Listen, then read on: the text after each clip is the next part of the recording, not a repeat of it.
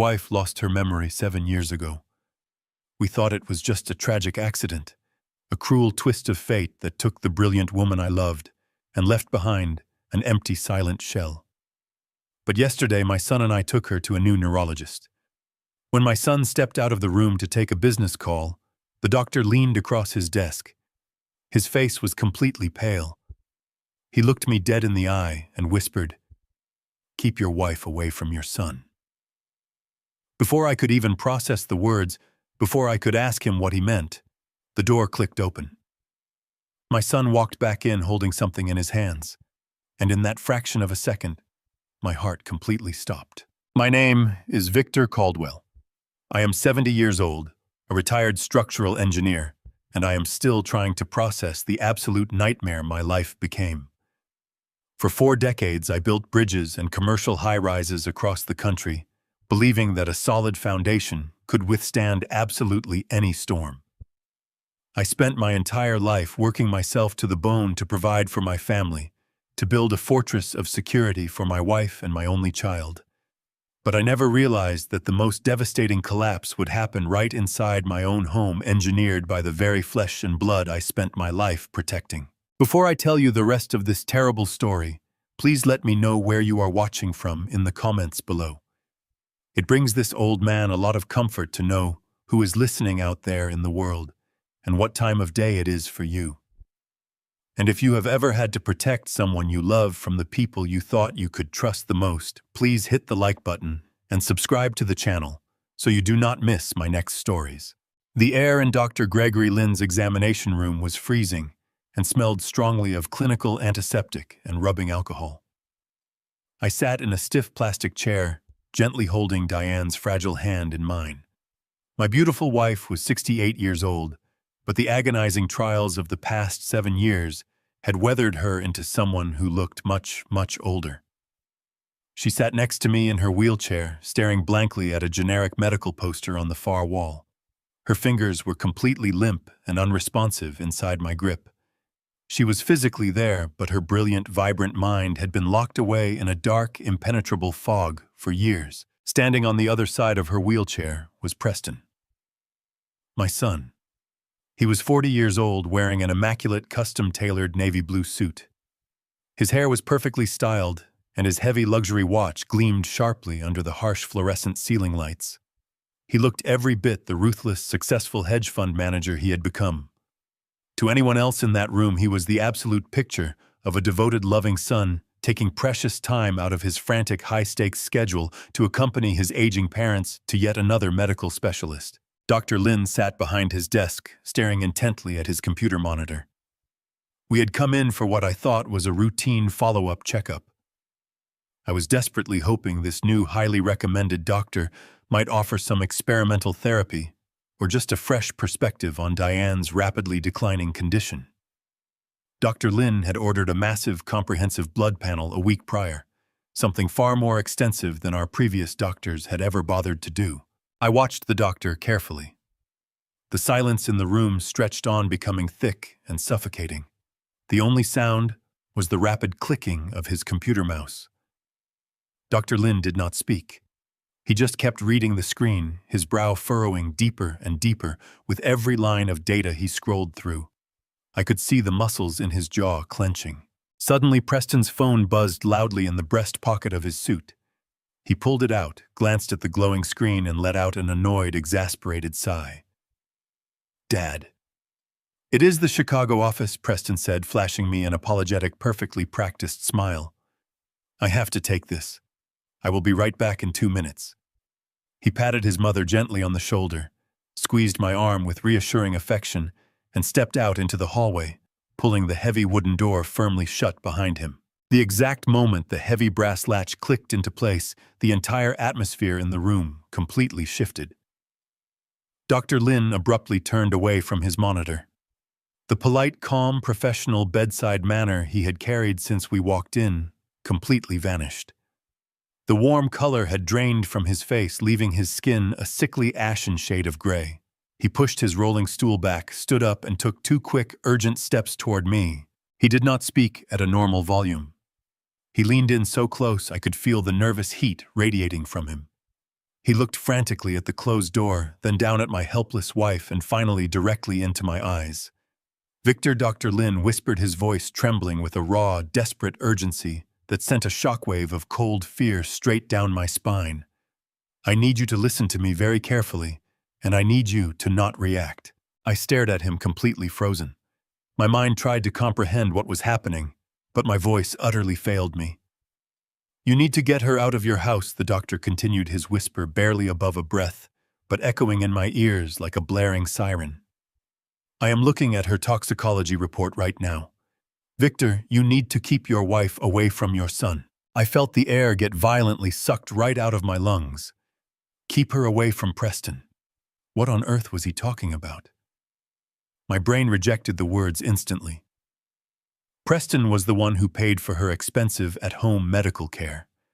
Preston was the one who meticulously handled all her daily medications. Preston was the perfect, dutiful son who visited every single day. I opened my mouth to demand an explanation, to ask this doctor if he had completely lost his mind.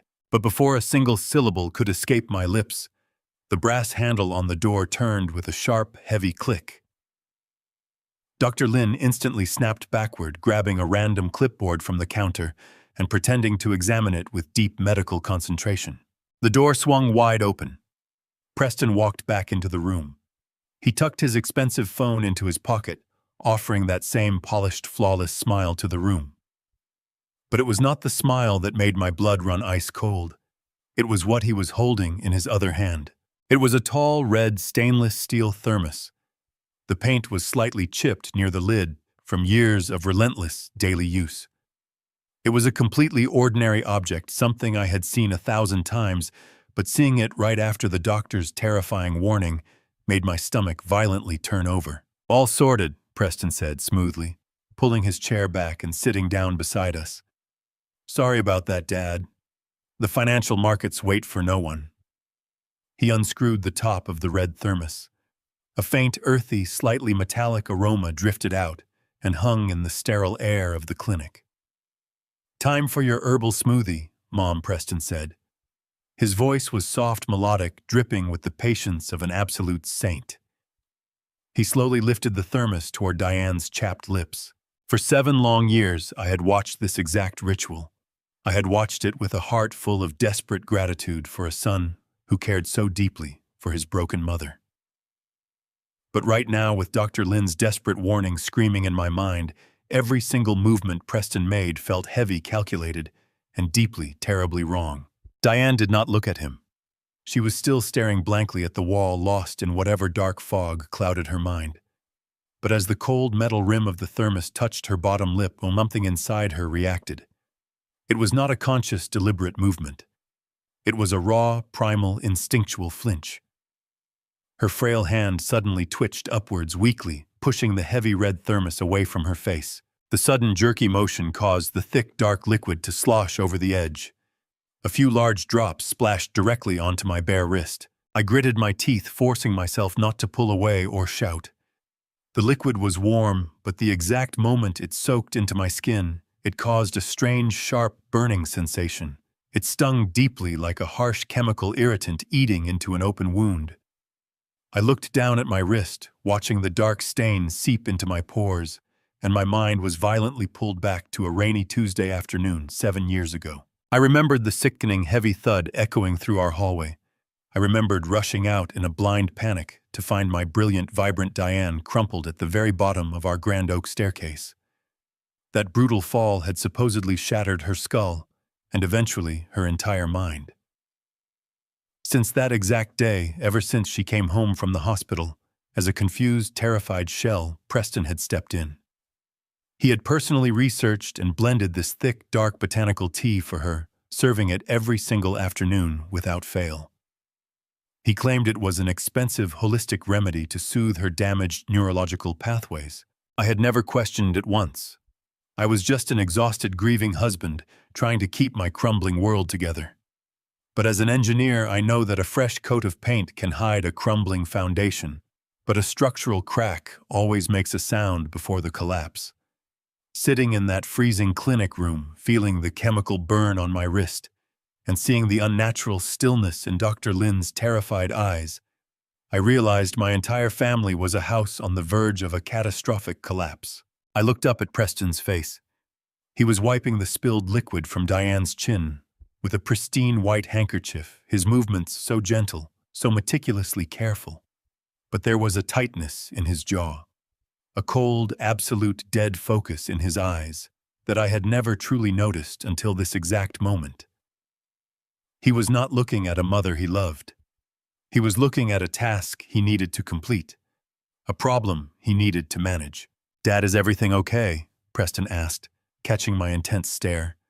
His voice was perfectly level, perfectly innocent. I forced the muscles in my face to relax. I forced myself to smile the tired, clueless smile of a broken old man who relied entirely on his successful son.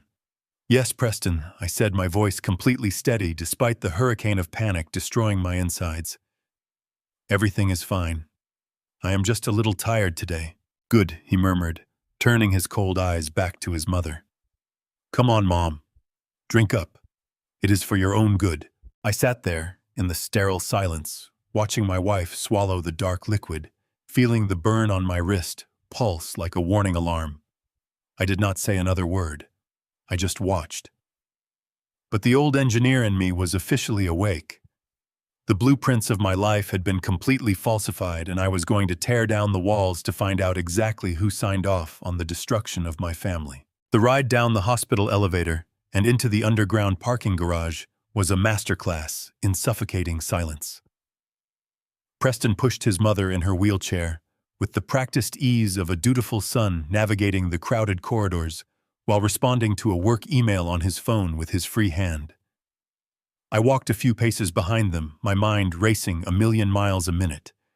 The faint burn on my wrist throbbed beneath my shirt cuff, a constant reminder of the doctor's whispered warning. "Keep your wife away from your son." The words echoed relentlessly in my head, drowning out the ambient noise of the hospital. We reached Preston's luxury SUV, a massive, spotless black vehicle that smelled of expensive leather and absolute control. He lifted Diane from the wheelchair, murmuring meaningless comforts, and buckled her into the passenger seat. She stared straight ahead through the windshield, utterly disconnected from the world. I climbed into the back seat, sinking into the plush leather, feeling more like a prisoner than a father, getting a ride from his boy. Preston folded the wheelchair, loaded it into the trunk with a heavy thud, and slid into the driver's seat. He started the engine, the motor humming to life with barely a whisper, and we pulled out into the afternoon traffic. For the first 15 minutes, the only sound was the low rhythm of the tires on the asphalt and the soft classical music playing from the car speakers. I watched the back of Preston's perfectly groomed head. I needed to test the waters. I needed to see how the concrete would react if I tapped on a load-bearing pillar. "Preston." I began, keeping my voice mild and slightly raspy, playing the part of the tired, overwhelmed old man perfectly. That appointment was certainly strange, was it not? I have never seen a doctor react quite like that to a standard blood panel. Preston glanced at me through the rearview mirror. His eyes were calm, utterly devoid of any panic or guilt. "What do you mean, Dad?" he asked smoothly, keeping his attention casually on the road ahead. Dr. Lin seemed very professional to me. A bit stiff, perhaps, but capable.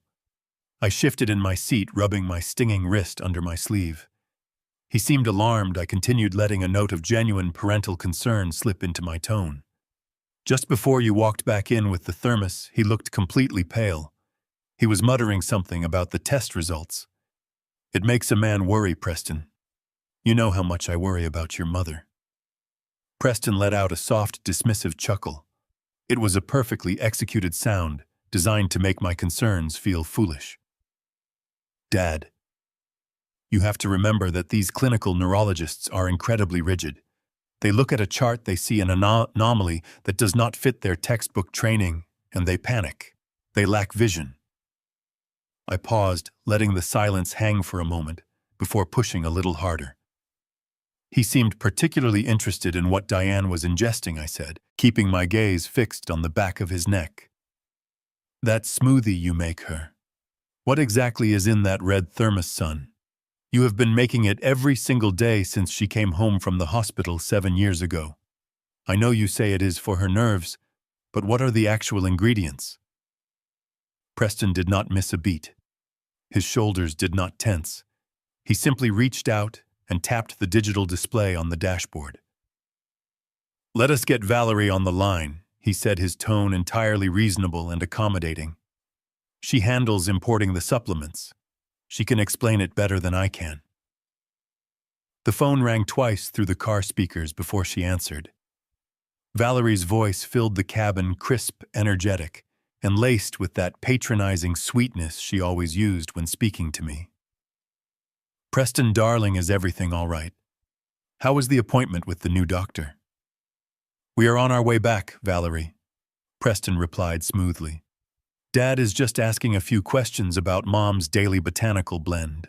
He said Dr. Lynn seemed a little confused by her blood work today." I heard a sharp, dramatic sigh from the speakers. It was a sigh of absolute put-upon exhaustion. "Oh, Dad," Valerie said, addressing me directly. "Please tell me you did not let that arrogant doctor get into your head. I warned you about these Western medicine specialists. They absolutely despise any treatment plan they cannot heavily bill your insurance for." "Valerie, I just want to understand what my wife is drinking," I said, maintaining my gentle, pleading tone. "It is a highly specialized custom Swiss botanical blend." "Dad," she explained, her voice gaining a sharp edge of authority. "We import it from a private holistic clinic in Geneva. It contains rare adaptogens and neurosoothing compounds that you cannot even get approved by the rigid agencies in this country. It costs us $2,000 out of pocket every single month, Dad. We gladly pay it, because it is the only thing that stops Mom from having those terrible, violent tremors. Remember how bad she was before we started the regimen? Do you want her to go back to shaking uncontrollably in her bed?" The guilt trip was deployed with absolute tactical precision. It was designed to make me feel ungrateful and entirely dependent on their generosity. We sacrificed so much to keep her stable. "Dad," Valerie continued, her voice softening into a counterfeit display of wounded affection. "Preston wakes up at 5 in the morning every day to measure and blend that mixture precisely to the milligram. We do it out of love. Do not let some ego-driven clinic doctor undo all the miraculous progress we have made over the years." I sat back against the cold leather, letting her fabricated guilt wash over me. To an outsider, it was a flawless, airtight explanation. I swallowed hard, playing my assigned role to absolute perfection. "You are right, Valerie," I murmured, letting my voice sound adequately ashamed and frail. "I am sorry. I am just a frightened old man, trying to understand things that are beyond my grasp. I appreciate everything you and Preston do for her. I really do." "Thank you, Dad," Valerie replied, her patronizing victory complete. "We will see you at home." The call disconnected, plunging the SUV back into silence. "You do not need to worry, Dad," Preston said softly. "I have everything completely under control." I nodded, looking at the back of his perfect suit, but then my eyes drifted down to the steering wheel. His voice was the picture of calm, confident reassurance, but his hands told a completely different story. Preston was gripping the thick leather of the steering wheel with such terrifying, brutal force that his knuckles were bone white. His fingers were locked in a rigid, desperate death grip, and his entire forearm was trembling violently against the console.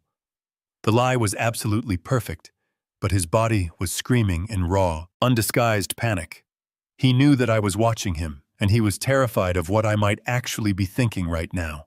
The rest of the evening passed in a suffocating haze of enforced normalcy. We arrived at our sprawling suburban home, the house I had designed and built from the ground up to be my family's ultimate sanctuary. Preston helped Diane out of the car, his movements as gentle and precise as a seasoned nurse. He guided her into the living room, settled her into her favorite recliner, and draped a soft woolen blanket over her frail shoulders. Valerie was waiting for us, offering a sympathetic smile and a plate of warm food that I could barely force myself to swallow. They moved around the house with total ownership, managing the caregivers, adjusting the thermostat, and speaking in hushed, respectful tones about my wife's tragic condition. To anyone looking through the front window, it was a moving portrait of generational love and devotion. But the faint, persistent stinging on my wrist was a constant, undeniable reminder of the doctor's terrified whisper. "Keep your wife away from your son." I excused myself early, claiming the emotional toll of the appointment had completely drained my energy. I retreated to the master bedroom, closing the heavy wooden door behind me, but I did not even attempt to lie down. I paced the floor in the dark, the silence of the house pressing down on me like a physical weight. My mind was a chaotic storm of memories, medical charts, and the image of Preston's white knuckles gripping the steering wheel. I am a structural engineer by trade, and my instincts have kept thousands of people safe over a 40-year career. I know how buildings breathe. I know how they settle into the earth, and I know exactly how they fail. People outside the industry look at a freshly painted wall and see a flawless, beautiful structure. They admire the crown molding and the polished hardwood floors. But an engineer does not look at the paint. We listen for the tiny microscopic fractures in the concrete. We measure the subtle millimeter shifts in the load-bearing columns. Standing in the darkness of my bedroom, I applied that exact same logic to my son. Preston had painted a masterful facade. He was the wealthy hedge fund manager, the devoted child, who stepped up when tragedy struck the pillar of strength for his aging parents. But the foundation was cracking. The sudden panic in the clinic, the elaborate lie about a Swiss botanical blend, the terrifying grip on the steering wheel, and the doctor who looked like he had seen a ghost. These were not minor settling noises. These were the sounds of snapping steel. I was sure. Around midnight, the house finally grew quiet. I heard the muffled sounds of Preston and Valerie retiring to the guest suite at the far end of the hallway. I waited another 30 minutes, listening to the rhythmic ticking of the grandfather clock in the study before I silently opened my bedroom door. I stopped in the shadows, just outside the expansive kitchen. A single pendant light was illuminated over the marble island. Preston was standing there, fully dressed, in his suit trousers and a crisp white shirt, the sleeves rolled up to his elbows. He was holding the red thermos. I watched from the darkness as he moved toward the secondary medical refrigerator we kept in the pantry. He placed the thermos inside on the top shelf. Then he did something that made my breath catch in my throat. He pulled a small, heavy brass padlock from his pocket, threaded it through the metal handles of the refrigerator door, and snapped it shut.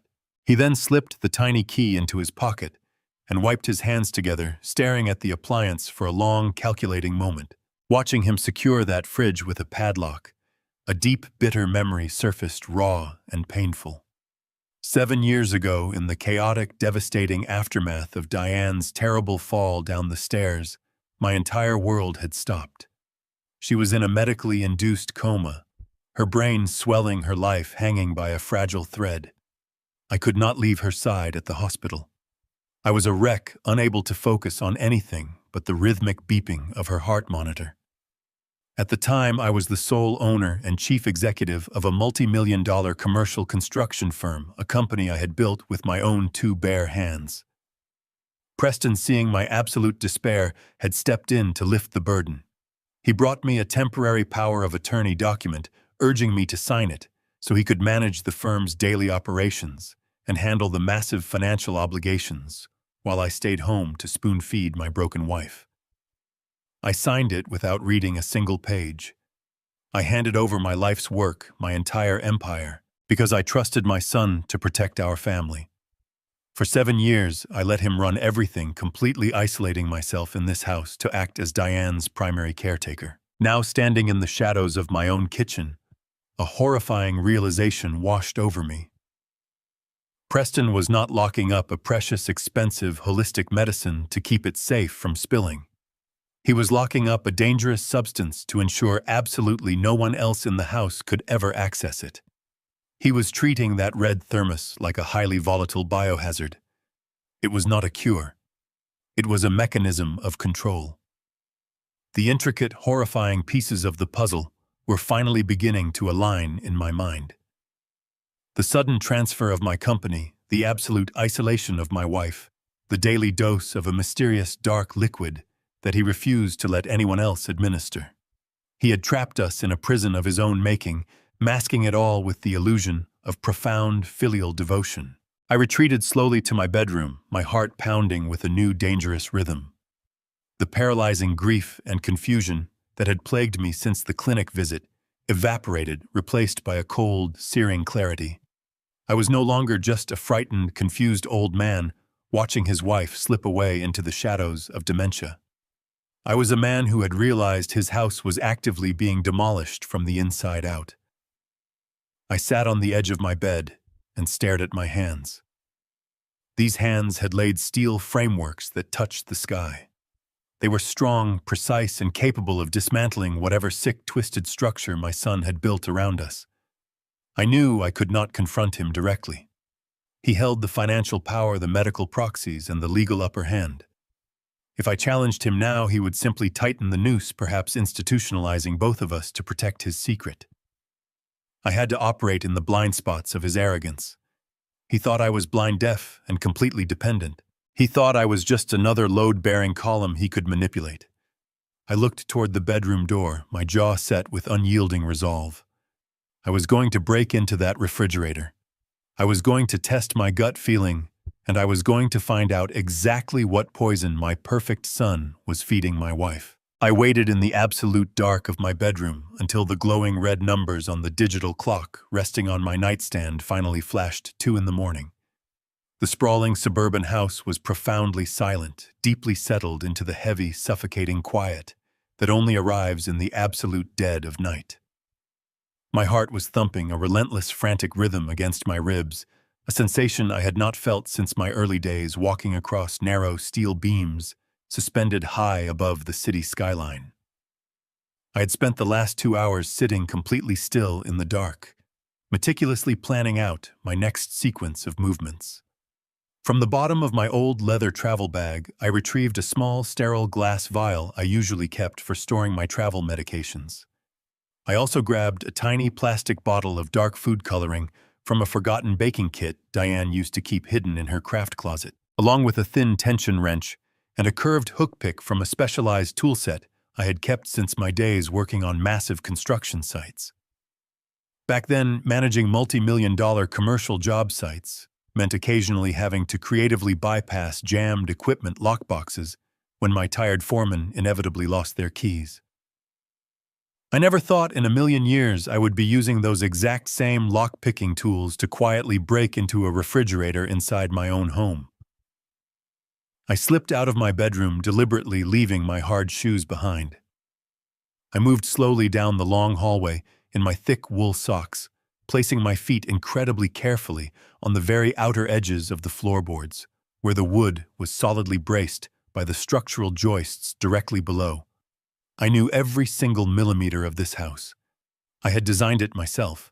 I knew exactly which floorboards would groan under a heavy step and which ones would hold my entire weight in total absolute silence. The descent down the grand oak staircase felt like an agonizing eternity. Every shifting shadow in the dark house seemed to maliciously stretch and twist, playing terrifying tricks on my exhausted, aging eyes. I reached the bottom landing and paused, holding my breath and listening intently to the house. Nothing. There was only the faint, distant hum of the central air conditioning unit gently kicking on. I crept forward into the expansive kitchen, silently bypassing the massive marble island, and headed straight for the secondary medical refrigerator tucked deep inside the walk-in pantry. The small, heavy brass padlock hung securely on the metal handles, gleaming faintly in the ambient pale moonlight filtering through the tall kitchen windows. I knelt down on the cold ceramic tile floor, carefully pulling a small penlight from my pocket. I clamped the tiny flashlight firmly between my teeth, freeing both of my trembling hands for the delicate work ahead. I inserted the tension wrench into the bottom of the keyway, applying a very light, steady pressure with my left thumb. With my right hand, I gently slid the curved hook pick deeply into the lock. The internal mechanism was surprisingly cheap, a standard brass tumbler that offered almost no real resistance to an experienced hand. I felt the first metal pin bind, then audibly click perfectly into place. Then I moved to the second. Then I pushed the third. A few seconds later, the internal cylinder gave way with a remarkably soft, yielding metallic click. I caught the heavy brass lock securely in my palm before it could hit the metal door and make a disastrous sound. I slipped it into my deep trouser pocket and gently pulled the refrigerator doors apart. A wave of cool artificial air washed immediately over my sweating face. There, sitting entirely alone on the top wire shelf, was the chipped red thermos. I reached out and firmly grabbed it. It felt unnaturally heavy and cold in my hands. I carefully unscrewed the metal lid, wincing visibly as the faint, metallic, profoundly earthy smell drifted out once again into the confined space. Working as quickly as my old hands would allow, I uncapped my sterile glass vial. I carefully poured about 2 fluid ounces of the thick, murky, dark liquid directly into the small tube. I sealed the vial tightly, ensuring it would not leak, and slipped it deep into my pocket for safekeeping. I then took the heavy red thermos over to the deep kitchen sink. I dumped the entire remaining contents of the dark liquid straight down the drain, watching it swirl and completely vanish into the dark plumbing pipes. I rinsed the thermos thoroughly with freezing cold tap water, making sure no residue remained on the stainless steel walls. I quickly refilled the container with fresh filtered water, meticulously adding 3 precise drops of the dark food coloring I had brought down with me from upstairs. I swirled the new mixture around in circles until it perfectly matched the murky, opaque visual consistency of Preston's supposed holistic herbal blend. I tightly screwed the lid back onto the thermos, wiped the stainless steel exterior completely clean with a dry dish towel, and tiptoed back to the dark pantry to place it exactly where I had originally found it. I was just reaching deeply into my pocket to retrieve the brass padlock when my blood ran entirely cold. A sharp, distinct, terrifying creak echoed clearly from the very top of the wooden stairs. Footsteps. Someone in the house was awake. The soft padding of bare feet grew steadily louder, moving methodically down the upper hallway and approaching the top of the stairs. Pure panic surged violently through my chest, like a sudden jolt of electricity. I had only seconds to react before I was discovered. I frantically looped the heavy brass padlock back through the metal handles of the refrigerator, pressing the shackle down hard until it clicked shut with a terrifyingly loud, metallic snap. The approaching footsteps were halfway down the stairs now. I looked frantically around the moonlit kitchen. There was absolutely no time to make it to the living room or dash down the hallway unseen. I threw myself backward, retreating deep into the dark walk-in pantry, pulling the slatted wooden door mostly shut deliberately, leaving only a tiny crack to see through. I pressed my back incredibly hard against the cool wooden shelves, hiding my body entirely behind a long row of tall cereal boxes and canned goods. I held my breath, clamping my hand forcefully over my mouth to silence my own ragged, terrified breathing. Through the narrow gap in the wooden door, I saw the overhead kitchen lights suddenly flick on, flooding the entire room in blinding, unforgiving brightness. Valerie walked directly into my narrow line of sight. She was wearing a long silk robe, her sharp, calculating features brightly illuminated by the harsh overhead lights. She walked directly toward the kitchen island, opening a wooden cabinet to grab a clear drinking glass. She moved slowly to the sink and turned on the running tap.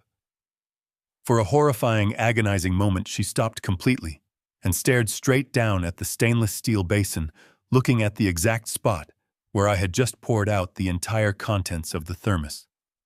I squeezed my eyes shut, praying to whatever higher power was listening that I had successfully washed away every last trace of that murky, toxic liquid.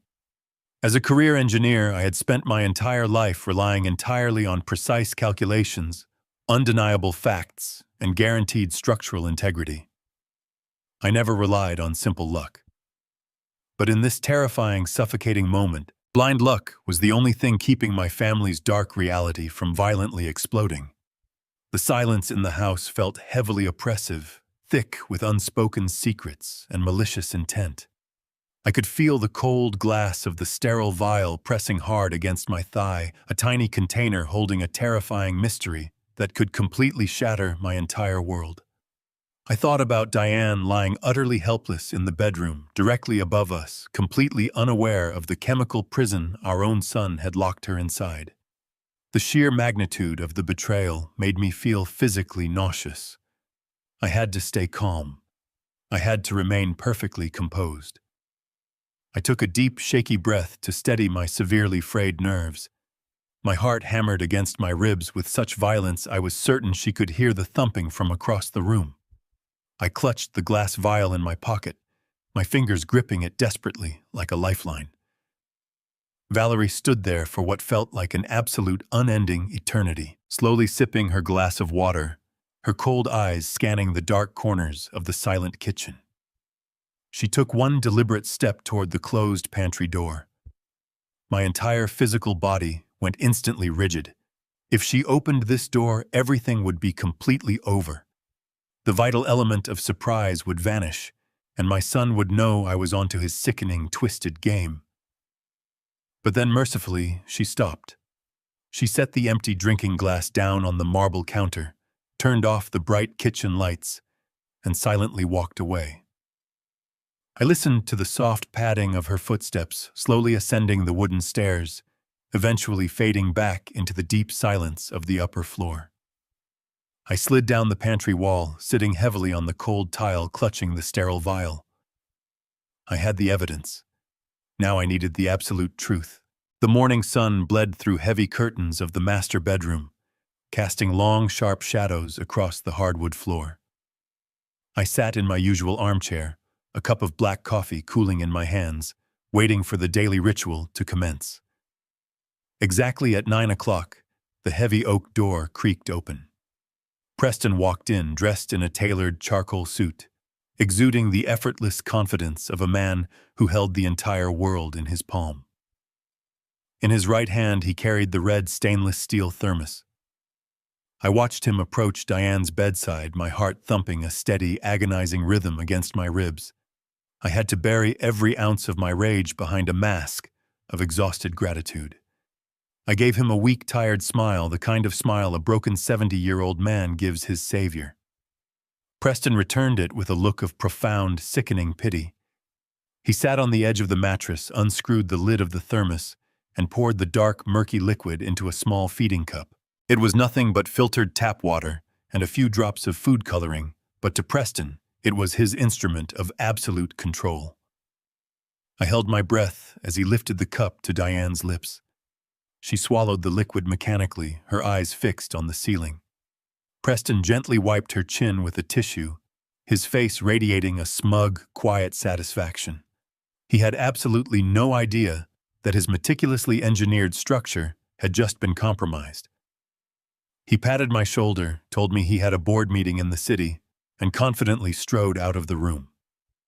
I listened to his heavy footsteps fade down the hallway, followed by the distant slam of the front door. The trap was set. For the rest of the day, I watched my wife with the obsessive, relentless focus of an engineer monitoring a stress test on a critical support beam. I dismissed the afternoon caregiver early, claiming I wanted some quiet time alone with Diane. I pulled my chair close to her bed, tracking every single breath, every subtle twitch of her muscles. For the first few hours, nothing happened. The heavy, oppressive fog of the past 7 years seemed completely undisturbed.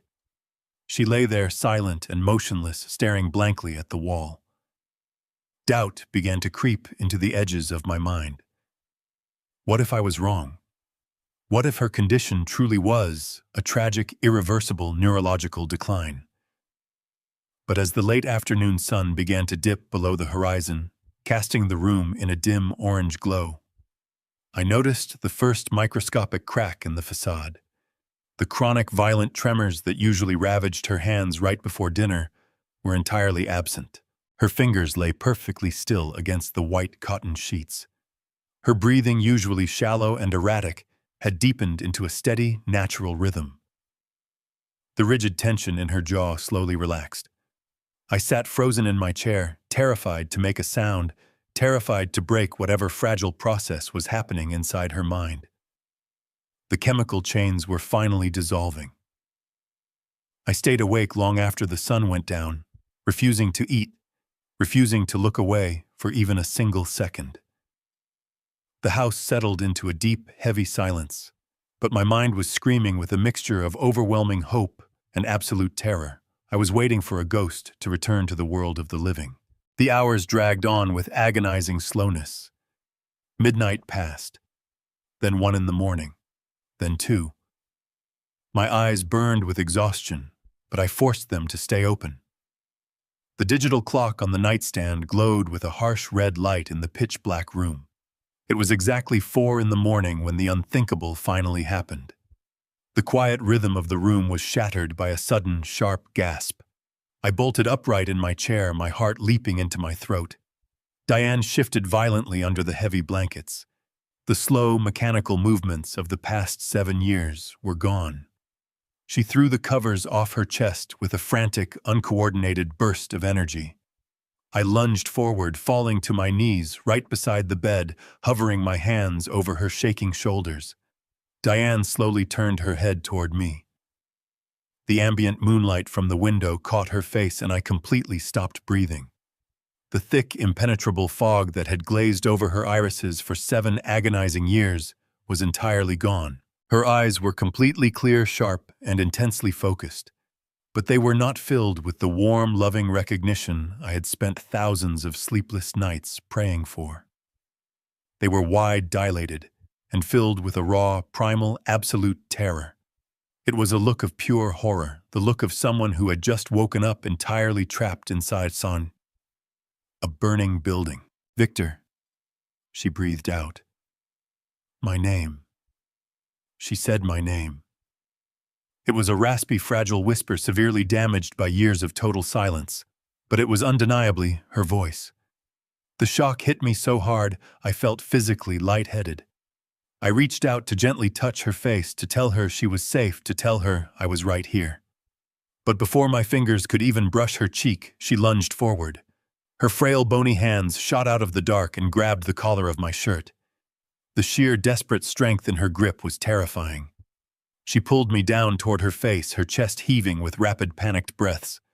Her eyes darted wildly around the dark room, searching the shadows, as if expecting a predator to leap out from the corners. She looked back at me, her expression twisting in absolute agony. Her lips trembled violently as she tried to force her vocal cords to work. I leaned in closer, my ear hovering inches from her mouth, completely paralyzed by the sheer gravity of the moment. She tightened her desperate grip on my shirt collar, her knuckles turning white.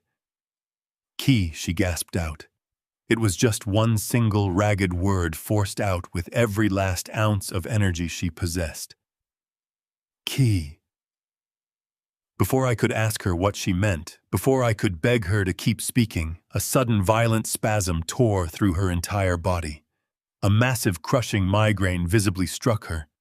She let out a sharp, agonized cry, her hands instantly releasing my shirt, to clutch desperately at the sides of her head.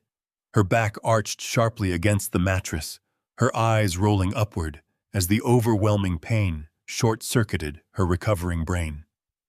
And then, as quickly as she had returned to me, she collapsed backward onto the pillows, slipping instantly into a deep, heavy unconsciousness. I was left kneeling on the hard wooden floor, completely alone in the freezing dark, my hands violently trembling. The room fell back into a suffocating, terrifying silence. "Key." The word echoed relentlessly in my shattered mind. My wife was locked inside a chemical prison, and I had just heard the first agonizing transmission from the abyss. I knew right then, with a cold and absolute certainty, that I would brutally tear my own treacherous son apart piece by piece to find the exact hidden lock it truly belonged to. The pale morning sunlight filtered through the heavy curtains, bringing with it a profound sense of impending destruction. I had not slept a single second since Diane passed out in my arms. I sat in my armchair perfectly still, watching the rhythmic rise and fall of her chest. She had not spoken again. The heavy chemical-induced slumber had reclaimed her, pulling her back down into the dark abyss. But the single word she had gasped into the silence of the night was burned permanently into my mind. Key. I repeated it over and over, turning it over in my thoughts like a jagged stone. At exactly 8 in the morning, the very heavy wooden front door swung open. I heard the sharp, rapid clicking of expensive heels on the hardwood floor. It was Valerie. She rarely visited this early in the day, especially unannounced. I quickly wiped my face, rubbing my eyes to manufacture the look of an exhausted, helpless old man, and walked out into the hallway to intercept her. Valerie was standing in the foyer holding a pristine white pastry box. "Good morning, Dad," she said, her voice dripping with that manufactured, sugary sweetness. "I brought some fresh croissants from the bakery downtown. I thought you might need a little pick-me-up after yesterday." I offered a weak, trembling smile, accepting the box with a shaky hand. "You are too kind, Valerie," I murmured. "I am just so incredibly tired today." I left her in the kitchen and walked back toward the master bedroom, leaving the door open just a crack. Valerie followed me a few minutes later, holding 2 cups of hot black coffee. She stepped into the bedroom, her eyes immediately darting toward Diane, who was sitting propped up against the pillows. Diane was still, but the absolute deathly rigidity was gone. Her hands were resting softly on her lap, and her chest moved with a natural, steady rhythm. Valerie walked over to the bed, setting the coffee down on the nightstand. "Good morning, Mom," she sang out, bending down slightly. Diane did not speak, but her head turned. It was a slow, deliberate movement. Her eyes locked directly onto Valerie. The vacant, empty stare was completely absent. Instead, a flicker of pure, unadulterated awareness flashed across the face of my wife. Her brow furrowed, and a tiny, almost imperceptible sound escaped her throat. It was not a word, just a soft vocalization of recognition and fear. The reaction was instantaneous. Valerie recoiled as if she had just been physically struck. The polished, dutiful daughter-in-law routine completely shattered in a fraction of a second. The color drained from her face, leaving her skin a sickening shade of gray. She stared at Diane, her breath catching audibly in her throat. "Dad," Valerie stammered, her voice completely stripped of its usual melodic tone. "Has she been like this all morning? Has she moved at all?" I played my part flawlessly. I slowly shuffled forward, looking confused and deeply concerned. "Like what, Valerie?" I asked, my voice wavering. "She seems a little more peaceful today, do you not think? Perhaps the new doctor was right to adjust our expectations." Valerie did not answer me. She practically sprinted out of the bedroom, the sharp clacking of her heels echoing wildly down the hallway. I followed her silently, staying in the shadows of the corridor. I watched her practically tear into the kitchen and head straight for the walk-in pantry. She stared at the locked secondary refrigerator, gripping the handle and pulling it hard to ensure the heavy brass padlock was still securely in place. She then yanked her phone from her designer handbag. Her thumbs flew across the illuminated screen with frantic, desperate speed. Her entire body was vibrating with raw panic. She rapidly paced back and forth in front of the massive marble island, biting her thumbnail, waiting for a response. The trap had finally been sprung, and the rats were just beginning to scramble. Within 3 short hours, the heavy front door burst open again. Preston marched into the house, his face a mask of absolute calculated rage, disguised as extreme medical concern. He had abandoned his usual pristine business suit for dark slacks and a wrinkled dress shirt. He looked completely unhinged. Valerie was right behind him, wringing her hands together in a theatrical display of profound anxiety. Preston stormed directly into the living room, carrying a thick, heavy manila folder tucked tightly under his arm. "Dad, sit down," he commanded, his voice completely devoid of its usual patronizing warmth. It was the sharp, commanding tone of an executive giving a non-negotiable order. I sat slowly on the edge of the sofa, letting my hands tremble violently in my lap. "What is wrong, Preston?" I asked, forcing my voice to crack with manufactured fear. "Why are you both so upset? Is it your mother?" Preston tossed the thick folder onto the glass coffee table with a loud, aggressive slap. He kneeled in front of me, placing his hands firmly on my knees. "Dad, you need to listen to me very carefully," he began, his eyes locked onto mine with a terrifying, predatory intensity. "Valerie called me this morning. She told me Mom was displaying unusual motor function and increased lucidity. I know you think this is a good thing, Dad.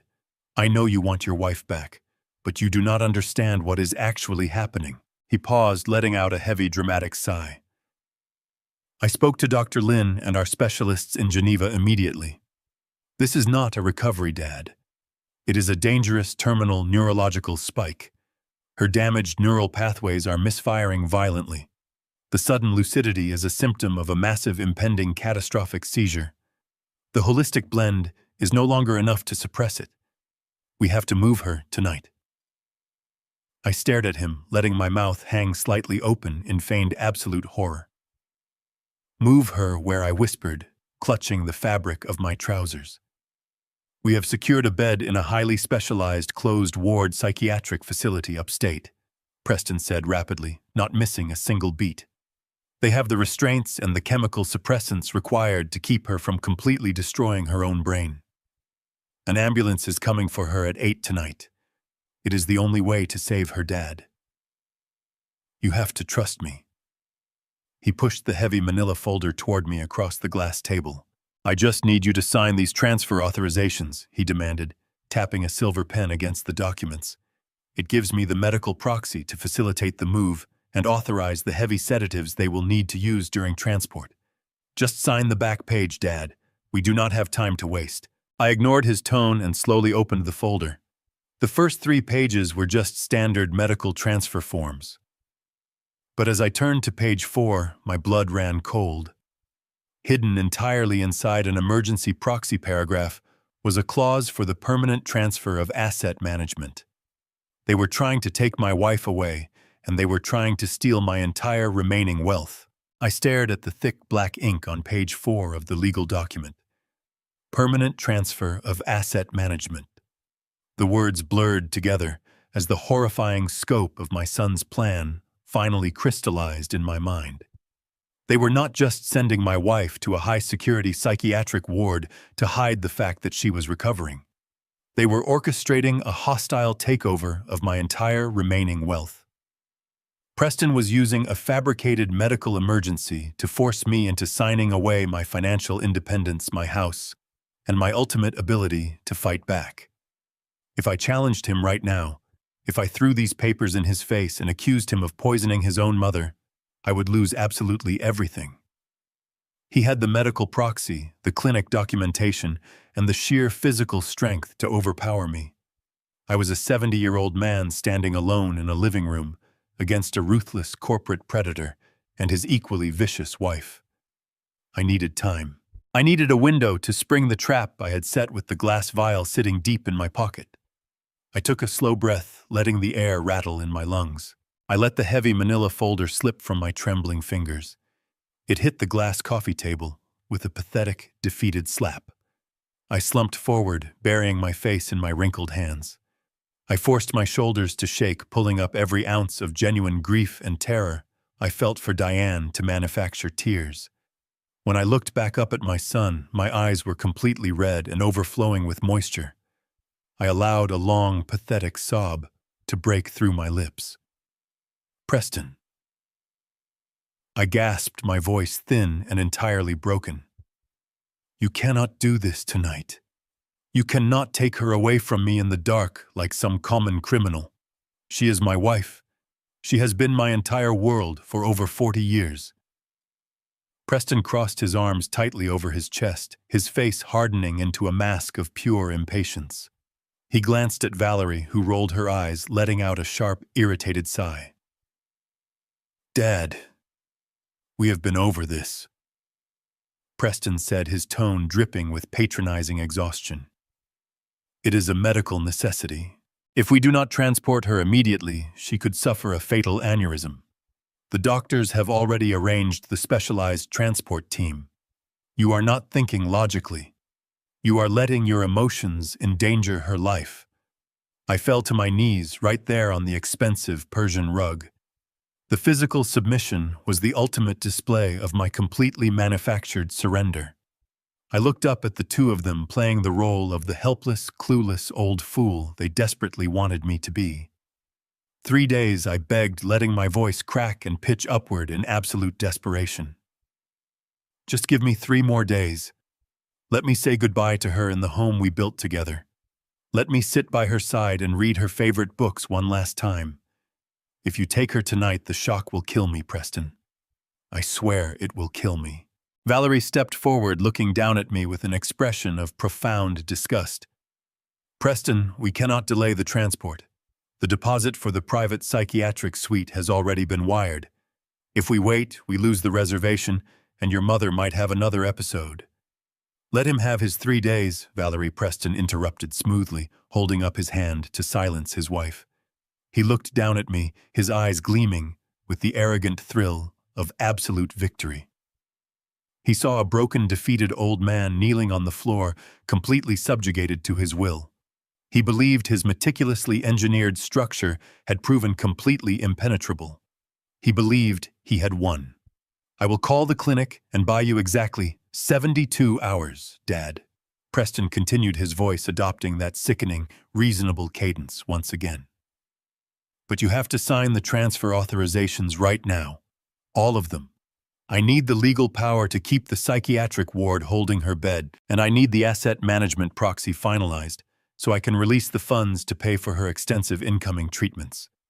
You sign the papers tonight, and you get your 3 days to say a long, proper goodbye. After that, the ambulance comes and you do not interfere. Do we have a deal? I nodded rapidly, wiping my wet face with the back of my trembling hand. Yes, I whispered. Yes, whatever you need, Preston. Just please let me keep her here until Friday. Preston snatched the manila folder off the coffee table and shoved it directly into my chest, clicking his expensive silver pen and pressing it into my palm.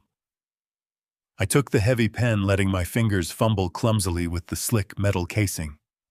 I opened the folder to the first page, staring at the little yellow sticky notes Valerie had meticulously placed next to every required signature line. I took a deep, shaky breath and pressed the pen to the paper. During my 4 decades running a massive commercial construction firm, I had handled thousands of highly sensitive multi-million-dollar contracts. In the vicious, cutthroat world of commercial real estate, fraudulent documents and hostile takeovers were a constant looming threat.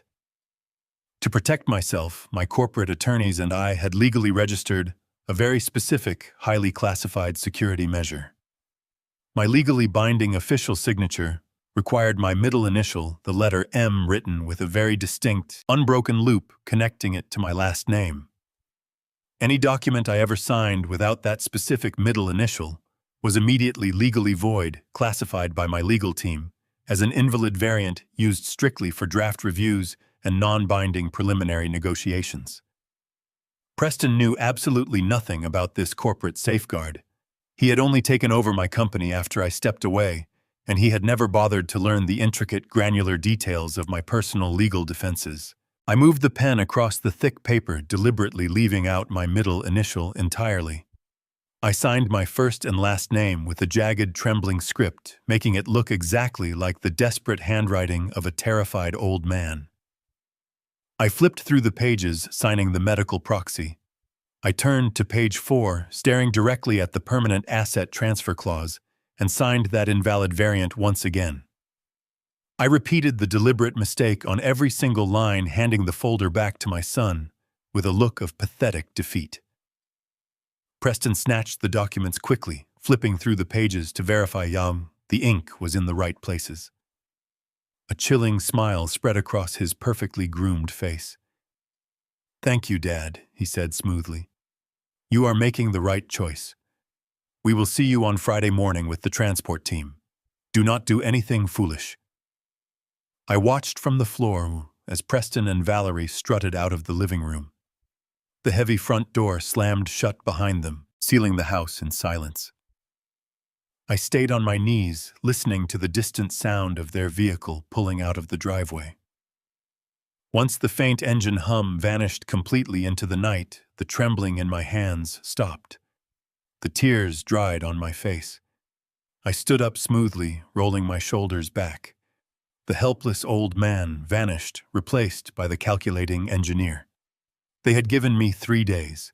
It was all the time I needed to completely and utterly destroy them. The heavy front door clicked shut. Preston and Valerie were gone. I pushed myself up from the rug. I had precisely 72 hours before that transport team arrived for Diane. I retreated to the master bedroom, where my wife slept deeply, her breathing steady and natural, for the first time in 7 years.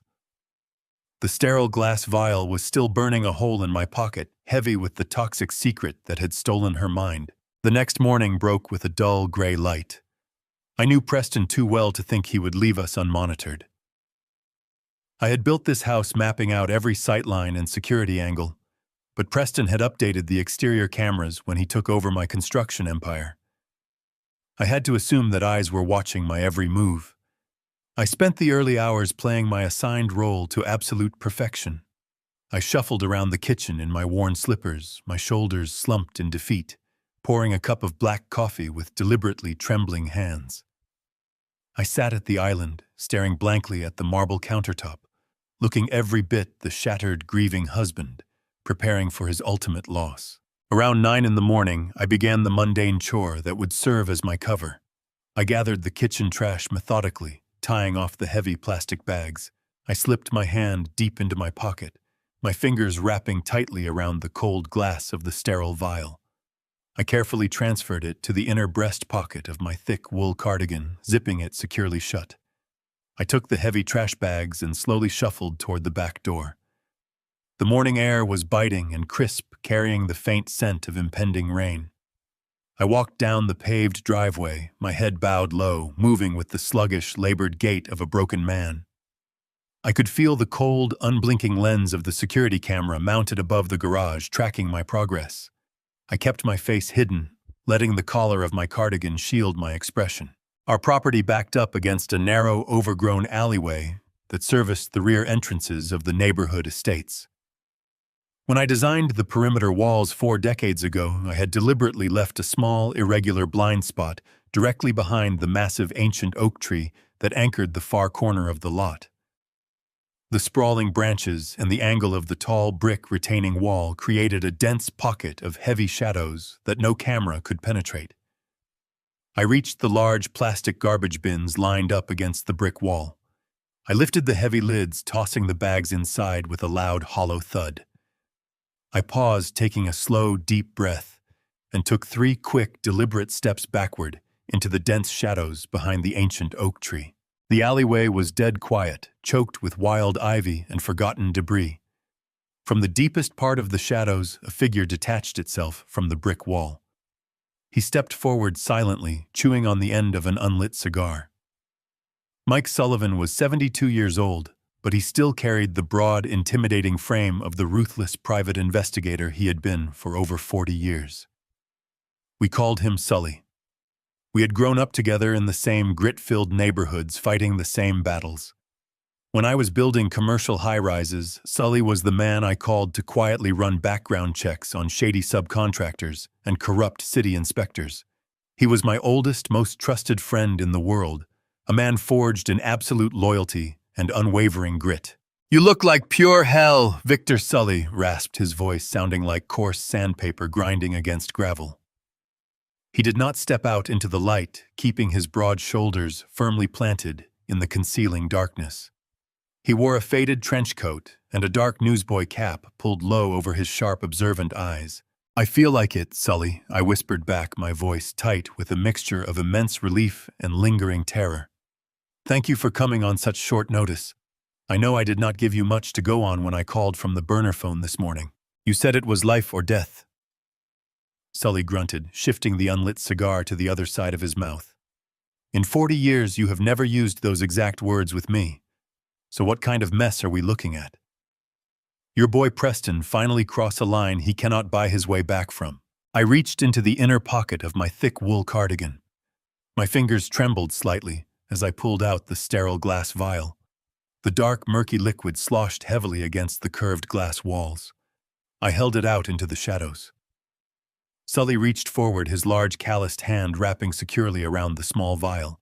He held it up slightly, squinting at the dark fluid. "Preston has been feeding this to Diane every single day for the past 7 years, I explained, forcing my voice to remain steady, despite the absolute hurricane of rage churning in my gut. He told me it was a highly expensive imported Swiss botanical blend to treat her neurological tremors. But 2 days ago, a new doctor looked at her blood work and practically begged me to keep my wife away from my son. I stole this sample directly from his private padlocked refrigerator in the middle of the dark night." Sully lowered the vial, his sharp eyes locking onto mine with a cold, terrifying intensity. The casual demeanor completely vanished, replaced by the ruthless, calculating operative I had relied on for decades. "You think he is actively poisoning her?" Sully asked, his raspy voice dropping to a dangerous, lethal whisper. "You think your own flesh and blood is keeping her locked in a chemical coma?" "I do not just think it, Sully, I know it," I replied, my voice hard and absolute. "She woke up last night. The fog completely lifted for just a few moments. She looked right at me and she was terrified. He is moving her to a closed psychiatric ward this Friday to hide what he has done, and he is trying to use the transfer to steal every last dime of my remaining wealth. I gave him a forged signature on the asset papers to buy me 72 hours. Sully let out a low, dark whistle, slipping the glass vial deep into the pocket of his faded trench coat. A forged signature. The old invalid variant trick from the downtown plaza contract days. You always were a clever bastard, Victor. But 72 hours is not a lot of time to tear down a fortress. That is why I need you. I need you to run a comprehensive toxicology screen on that liquid. I cannot use any local diagnostic clinics. Preston is heavily connected with the medical charity boards in this city. If I take this to a standard lab, his people will flag my name immediately, and the sample will disappear before it hits a microscope." Sully nodded grimly, slipping back into the shadows. "I will get you the absolute truth, Victor," he whispered, completely vanishing into the dark morning air. I watched Sully disappear into the thick morning fog before turning back toward the house. My hands were empty, but my mind was overflowing with a terrifying clarity. I had 72 hours to dismantle the fortress my son had built around my family. The first step was securing irrefutable proof of his actions within these walls. I could not simply rely on a private toxicology report.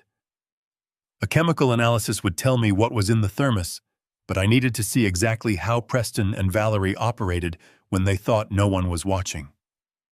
I needed eyes in the dark. Later that morning, I told Valerie I was going to the pharmacy to pick up my blood pressure medication. She offered to drive me, her voice dripping with fake concern, but I stubbornly refused, playing the part of a proud, irritable old man clinging to his last shreds of independence. She relented, eager to have the house to herself, to finalize the psychiatric transport arrangements. I drove straight to a specialized electronics retailer located on the far edge of the city. I bypassed the consumer security aisles entirely and requested to speak with the store manager, a man who occasionally supplied discreet surveillance equipment to my construction firm back in the day. I purchased 4 military-grade micro cameras. They were incredibly sophisticated devices, smaller than a dime, equipped with ultra-high-definition lenses, thermal night vision, and encrypted wireless transmitters that would stream a live feed directly to my tablet. I returned home just after noon. The house was quiet. Valerie was upstairs on a prolonged business call, and Preston was at his corporate office. I knew I only had a brief, fragile window of opportunity. I retreated to the basement workbench and unpacked my tools. For 40 years, I had analyzed structural load paths, designed complex electrical grids, and engineered the hidden nervous systems of massive commercial high-rises. Wiring a few miniature cameras into existing household fixtures was incredibly rudimentary work for a man with my background. I disassembled the hardwired smoke detectors I had carefully unscrewed from the ceiling earlier. I meticulously integrated the tiny camera modules directly into the slotted plastic vents of the detector housings, tapping them seamlessly into the continuous electrical current of the house. The devices would never need their batteries changed. They would record endlessly, completely hidden in plain sight. I moved through the house with the silent, deliberate precision of a ghost. I installed the first modified smoke detector directly above the marble island in the kitchen, giving me a perfect, unobstructed view of the secondary medical refrigerator. I mounted the second camera in my old home office, a room Preston had brazenly taken over to manage his hedge fund. Finally, I crept into the master bedroom. Diane was resting quietly. I positioned a stepping stool near the center of the ceiling and installed the third camera, angling the microscopic lens to capture the entirety of her bed and the surrounding floor space. I cleaned up every speck of drywall dust, replaced my tools in the basement, and retreated to the guest bedroom. I locked the door and pulled out my tablet, booting up the encrypted monitoring software. The screen flickered to life, splitting into 4 crystal-clear, high-definition quadrants. The audio feeds were incredibly sensitive. I spent the remainder of the afternoon and evening sitting in my chair, staring intently at the glowing screen. I watched Valerie pace the kitchen while talking on her phone, complaining bitterly about the logistical annoyances of transferring Diane to the closed ward. I watched Preston return from the city, his posture rigid and arrogant, as he moved through my house, pouring himself a glass of expensive scotch in my office. They were completely unaware of the invisible net I had just cast over them. Night fell, plunging the large suburban house into darkness. The micro cameras automatically shifted into thermal night vision mode, rendering the rooms in sharp, glowing shades of green and white. I sat in the pitch black of my room, the bright screen of the tablet illuminating my tired face. The house grew still as midnight passed. Hour after hour came and went. I refused to close my eyes, fueled by a potent mixture of adrenaline and pure, unadulterated rage. I was waiting for the inevitable moment they would let their flawless masks slip. At exactly 2 a.m, movement flashed in the upper left quadrant of the screen.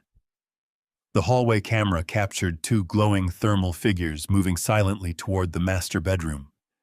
It was Preston and Valerie. My heart hammered against my ribs as I quickly tapped the screen, maximizing the feed from her room. The heavy wooden door creaked open, and they stepped inside. The room was bathed in the eerie greenish hue of the night vision lens. Diane lay completely motionless on the bed. Preston stood near the foot of the mattress, his hands planted firmly on his hips, staring down at his mother with an expression devoid of any human empathy. Valerie moved closer to the nightstand, checking the array of medical monitors and pill bottles. The highly sensitive microphone picked up the faint rustle of their clothing. Then Valerie spoke. Her voice was a harsh, venomous hiss, completely stripped of the sweet, accommodating tone she used in the daylight. "The old man is getting suspicious," Valerie whispered, violently glaring across the bed at her husband. "He was asking too many questions in the car yesterday.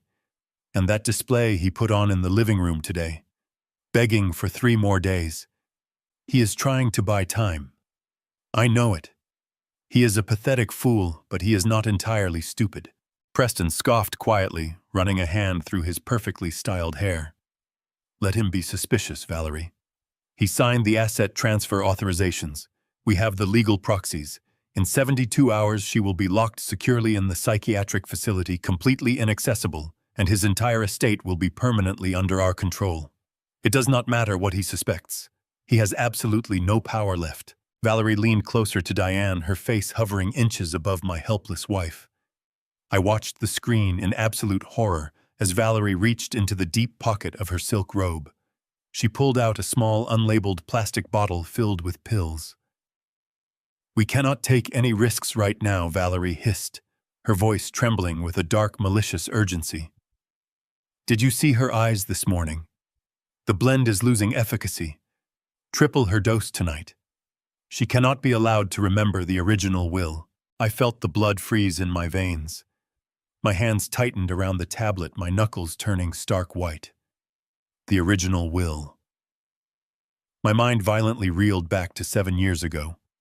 Before her devastating fall, Diane and I had visited our estate attorneys to draft a highly specific ironclad joint will.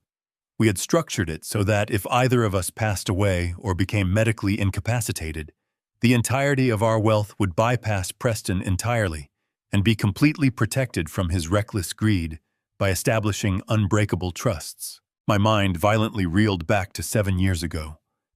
Before her devastating fall, Diane and I drafted an ironclad joint will. If either of us passed away or became incapacitated, our entire wealth would bypass Preston entirely protected from his greed by unbreakable trusts. We knew he lacked the discipline to manage my empire. Diane was the primary executor. If she regained her cognitive function, if she remembered the legal safeguards she orchestrated, Preston would lose absolute control over my multi-million-dollar company. He would lose his hedge fund capital and his fabricated kingdom. The supposed tragic accident suddenly took on a sinister, murderous light. Did she simply fall, or was she deliberately pushed? I watched the screen in silent horror as Preston nodded slowly, taking the plastic bottle of pills from his wife. He crushed 3 pale tablets on the nightstand, using a water glass sweeping the fine white powder into Diane's feeding cup before adding tap water. He forced the liquid past her lips, gently massaging her throat to ensure she swallowed every drop. They lingered for a few more minutes, whispering reassurances to one another about the upcoming psychiatric transport, completely ignorant that I had documented every second of their treacherous crime. Once they turned off the lights and exited the room, leaving my wife to sink back into an unnatural stupor, I collapsed back against my chair. I sat in the pitch black of the guest bedroom, my blood running as cold as glacial ice. The absolute magnitude of their deception was staggering, but I still needed the chemical evidence to complete the puzzle. I needed to know exactly what weapon they had been using to steal my wife's mind. The agonizing wait stretched through the silent hours of the morning. At exactly 6:15, the prepaid burner phone hidden inside my travel bag began to vibrate against the hardwood floor. It was a harsh buzzing that shattered the quiet of the room. I snatched the device, pressing it tightly to my ear. I did not say a word. I just waited for the gravelly voice on the other end of the line. Victor Sully rasped, his voice sounding older, heavier, and far more grim than it had 24 hours prior. I got the lab results back from my private contact. You need to sit down for this, my friend. I am already sitting, Sully, I replied, my voice a hollow whisper. Tell me exactly what is in that thermos. Give me the unvarnished truth. I heard the sound of paper shuffling, followed by a heavy, furious sigh. I have seen a lot of terrible things in my 4 decades on the street. Victor Sully began, his tone laced with a raw, undisguised disgust. But this right here is a special kind of pure, concentrated evil. The liquid you gave me contains absolutely 0 botanicals. There are no Swiss herbal extracts or expensive holistic adaptogens. It is nothing but tap water, dark food coloring, and a lethal, heavily concentrated chemical cocktail.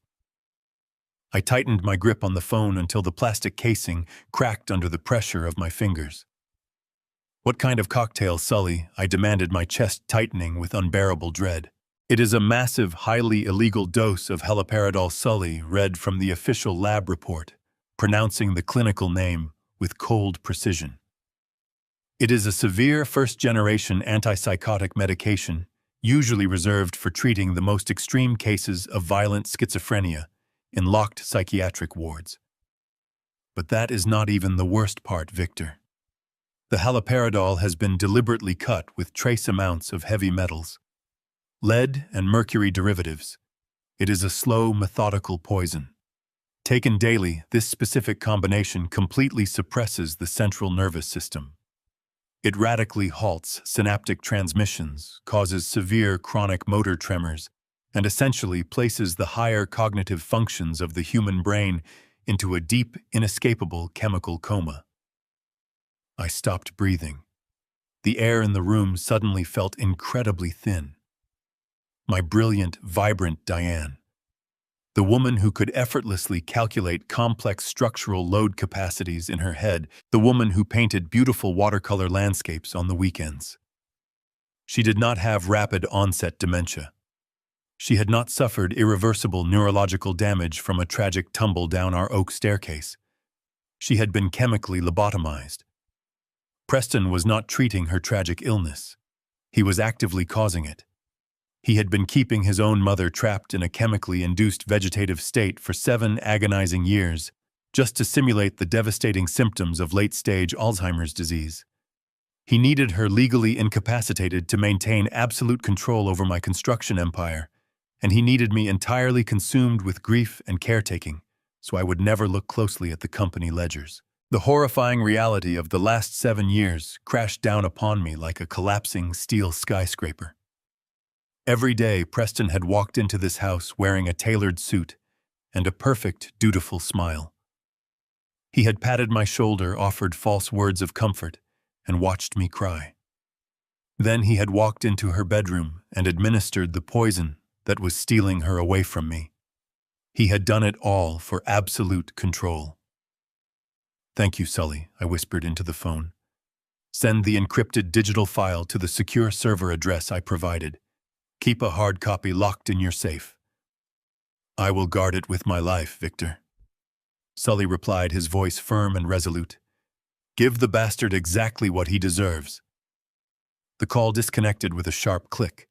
I placed the phone gently on the nightstand.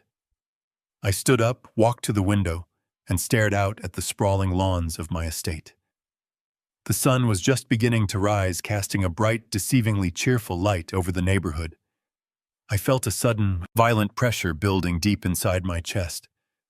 The walls of the room seemed to tilt and blur. I sank to my knees on the thick carpet, leaning my forehead against the cold glass of the window pane. And then the dam completely broke. I broke down in silent, agonizing tears. My shoulders shook violently as massive, silent sobs tore through my fragile, aging frame. I wept for the 7 years of life my wife had been brutally robbed of. I wept for the thousands of hours she had spent locked inside her own mind, screaming in the dark, while her own flesh and blood forced poison down her throat. I wept for the utter, devastating failure of my own fatherhood, for raising a monster so devoid of empathy that he could torture the woman who gave him life. But as the tears flowed down my weathered cheeks, the searing core of my structural engineer's logic began to harden into something entirely new. The grief was necessary. It was the final purge of the naive, trusting father I used to be. By the time I finally stood back up from the floor, my eyes were completely dry. The tears were gone, replaced by a cold, absolute, merciless determination. I knew exactly how to trigger a controlled demolition, and I was going to bring his entire stolen empire crashing down directly on his head. The morning sun had barely crested the horizon, casting long, pale shadows across the manicured lawns of my estate. I remained by the window for a few more minutes, letting the cold reality of my new existence settle deep into my bones. My wife had been systematically poisoned under my own roof by the son we had raised. I walked out of the guest bedroom and stepped into the long hallway. I stopped at the top of the grand oak staircase. I stood perfectly still, staring down at the polished wooden steps. 7 years ago, I had found Diane lying at the bottom of this very flight of stairs in a twisted, broken heap. Preston had been the one to call the ambulance. He had told the paramedics that she must have tripped on the loose edge of the Persian runner rug. I had blamed myself for years, agonizing over my failure to secure a simple piece of fabric. I had let the guilt eat me alive. Now I looked at those steps with a completely different perspective. The narrative was shifting, mutating into something far more sinister. Before I could process the rising tide of dark thoughts, the burner phone in my pocket vibrated again. I pulled it out, expecting Sully to be calling back with more toxicological details. Instead, the screen displayed an unknown encrypted number. I pressed the phone to my ear, remaining completely silent. Mr. Vance, a quiet, tense voice, spoke through the line. It was Dr. Lin. He was the brilliant young neurologist who had reviewed Diane's blood work 2 days ago and urged me to investigate her sudden decline. "I am calling you from a secure, untraceable line," he continued, his tone thick with anxiety and suppressed panic. "Are you somewhere completely private?" "Yes, Dr. Lin," I replied, stepping back into the guest bedroom and locking the heavy door behind me. "I am alone." "What have you found?" I heard the rustle of heavy paper through the receiver. "After you left my office, I could not stop thinking about your wife," Dr. Lin explained, his voice dropping to a harsh whisper. The heavy metal toxicity in her initial screening made absolutely no medical sense for a standard neurodegenerative disease. It kept me awake. I knew her primary physician was a close personal friend of your son, and I knew that meant the current medical records were likely compromised. So last night, I bypassed the current digital files entirely. I used my administrative clearance to physically access the deep storage hospital archives. I went all the way back to the very beginning. I pulled the original admission files and the raw, unedited radiological scans from the exact day she was brought into the emergency room 7 years ago. I held my breath, gripping the edge of the wooden desk. "What did the original scans show?" I asked, my voice barely a steady murmur. Dr. Lin exhaled a long, shaky breath. "When a patient suffers a severe fall down a flight of stairs, the resulting physical trauma presents in a very specific, chaotic pattern," he explained meticulously. "We see random contusions, varied fractures along the extremities, and impact damage consistent with tumbling and striking multiple angled surfaces. Your wife did sustain those types of secondary injuries. However, the initial point of impact, the primary trauma that caused her brain to swell and put her into a coma, did not come from striking the wooden steps or the floor below. I isolated the high-resolution cranial X-rays taken within the first hour of her admission. There is a distinct localized fracture at the upper base of her skull. It is a concentrated point of blunt force trauma." I closed my eyes, feeling a wave of absolute nausea wash over me. "Speak plainly, doctor," I commanded, my voice turning to steel. "Tell me exactly what you are implying." The specific fracture pattern on the back of her skull was caused by a direct heavy strike from a solid cylindrical object. Dr. Lin stated, his words landing like physical blows to my chest. "It occurred mere seconds before the tumbling injuries. Mr. Vance, your wife did not slip on a loose rug. The physical evidence is completely irrefutable. She was struck violently from behind, and then she was pushed down that staircase. The silence in the room became utterly deafening. The pieces of the 7-year-old puzzle violently slammed together, forming a picture of pure, unadulterated evil. Preston had not just capitalized on a tragic accident to steal my wealth. He had actively orchestrated the entire event. He had tried to murder his own mother. When the blunt force trauma and the subsequent fall failed to kill her, leaving her in a vulnerable comatose state, he had simply adapted his horrific plan. He had stepped in as the devoted, grieving son, taking control of her medical proxy and bringing her back to this house. He had used his connections to hire corrupt physicians, effectively sealing her inside a chemical prison to ensure she could never wake up and testify against him. He had lobotomized her with antipsychotics and heavy metals because a dead woman could not sign over an estate, but a medically incapacitated one could be controlled indefinitely. The sheer, terrifying magnitude of his sociopathy was beyond anything I could have ever imagined. He had looked me in the eyes, hugged me, and watched me cry for my wife, knowing the entire time that he was the one who had cracked her skull and pushed her into the abyss. "I must truly thank you for your immense and selfless courage, Dr. Lin," I whispered into the phone, my voice completely devoid of any remaining warmth. "You have risked your entire medical career to bring me this truth. I will ensure that you are completely protected when the inevitable fallout begins. Keep those original archived files entirely secure. Do not digitize them, and do not ever speak of this to anyone else. I will contact you when it is time to move." I ended the call and placed the burner phone gently onto the polished wooden desk. I stood entirely alone in the quiet guest bedroom, breathing in the cold, stagnant air. The paralyzing grief that had suffocated my spirit for 7 long years was utterly eradicated. It was entirely burned away, replaced by a massive, endless, consuming fire of absolute vengeance. My son was not a misguided opportunist. He was a calculating, remorseless predator who had attempted to murder the woman who gave him life solely to feed his insatiable greed. He had stolen her voice, her mind, and her freedom, locking her inside a waking nightmare while he paraded around the city, spending the wealth I had built with my bare hands. I turned and looked out the window, staring at the long driveway, where the transport ambulance was scheduled to arrive in less than 3 days. Preston believed he held every single advantage. He firmly believed I was a defeated, clueless old man waiting to simply die. He had absolutely no idea that his meticulously constructed stolen empire was already turning rapidly to ash. I stood perfectly still in the guest bedroom, letting the horrific revelations from Dr. Lin settle into the marrow of my bones. My wife had been brutally assaulted, pushed down a flight of stairs, and chemically paralyzed by our own son.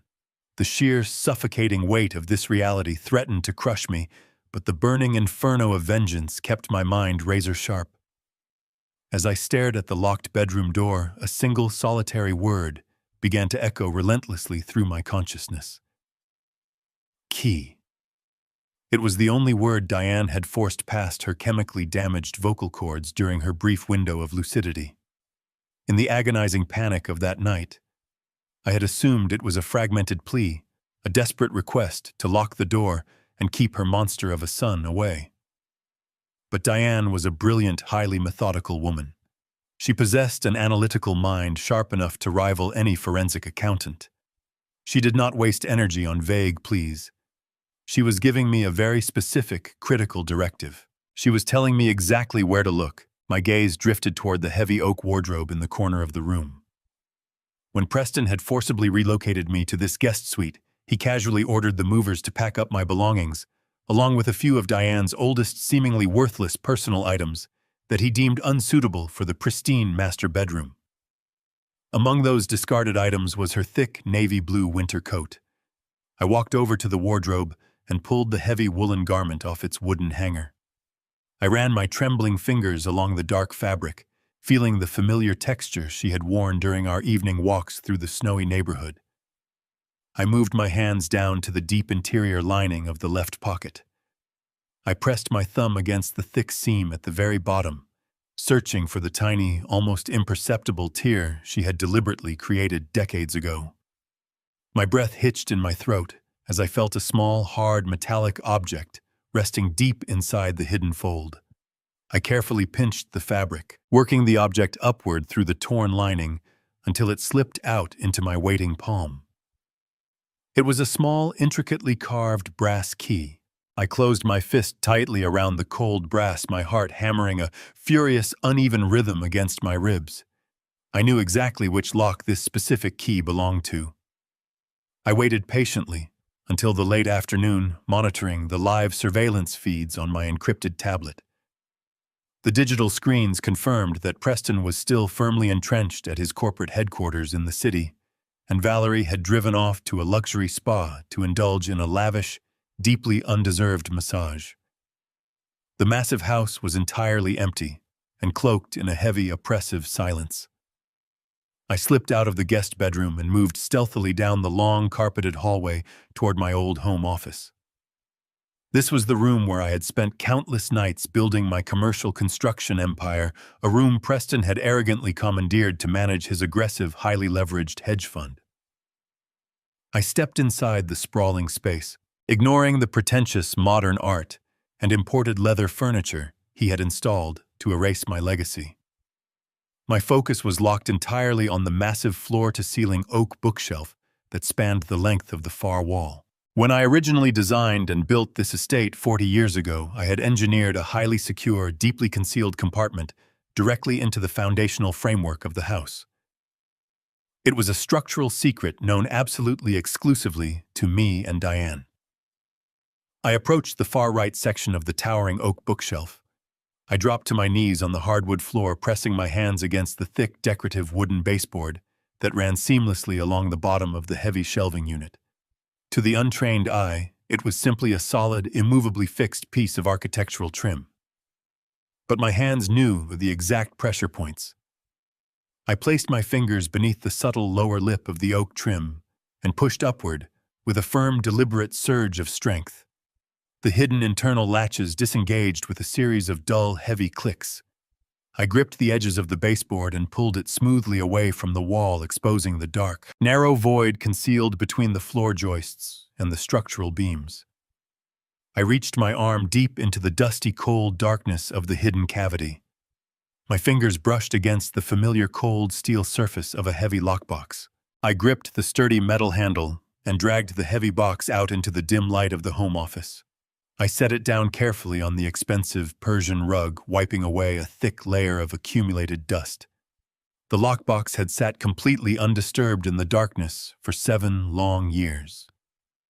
I took the small brass key from my pocket and slid it into the narrow keyhole. It fit with absolute, flawless precision. I turned the key, and the heavy internal locking mechanism released with a sharp, satisfying snap. I flipped the metal latches and slowly pushed the heavy steel lid open completely, unsure of the horrors I was about to uncover. The box was packed to the brim, with thick, incredibly detailed files, organized meticulously in Diane's precise, undeniable handwriting. I pulled the first stack of documents from the steel container, my hands shaking violently as my eyes scanned the top page.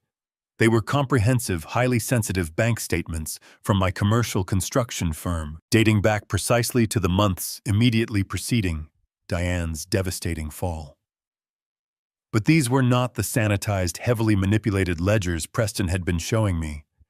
These were the raw, unedited internal financial records that Diane had quietly gathered. I flipped through the heavy pages, staring in absolute, unadulterated horror at the endless columns of bright red ink. Preston had not just been making poor business investments. He had been executing a massive, coordinated, and breathtakingly arrogant embezzlement scheme. The documents proved that my son had systematically drained millions in liquid capital directly from the operational accounts of my construction empire. The true scope of his unimaginable betrayal deepened with every single page I turned. Preston had funneled the stolen millions into his private, aggressively reckless hedge fund, desperately chasing massive returns in highly volatile offshore markets. The records detailed staggering losses. He had completely decimated the stolen capital in a matter of months. But he did not stop there. To desperately attempt to recoup the massive financial hemorrhage, he had leveraged the pristine, debt-free commercial properties of my construction firm. He had quietly taken out massive, heavily penalized secondary mortgages.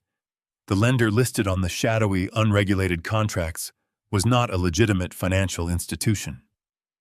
The documentation Diane had uncovered proved that Preston had borrowed millions in heavily leveraged capital directly from a violent underground criminal syndicate. He had literally mortgaged our family empire to a ruthless cartel to cover his own pathetic failures. Diane had found out. She possessed the proof to destroy his fabricated kingdom entirely. Preston tried to violently murder his own mother to cover his massive thefts. When she miraculously survived the brutal fall down our oak stairs, he chemically silenced her. I stared down at the damning stack of financial ledgers and illicit mortgage contracts, the cold steel of the lockbox pressing against my knees. The air in my home office felt unimaginably heavy, thick, with the suffocating gravity of a 7-year-old murder attempt. Preston had not just betrayed my trust. He had shattered the fundamental laws of nature, attempting to crack his own mother's skull to conceal his colossal cartel-funded failures. When her sheer will to live thwarted his lethal push down our oak staircase, he simply pivoted to chemical warfare, transforming her into a silent, vegetative hostage.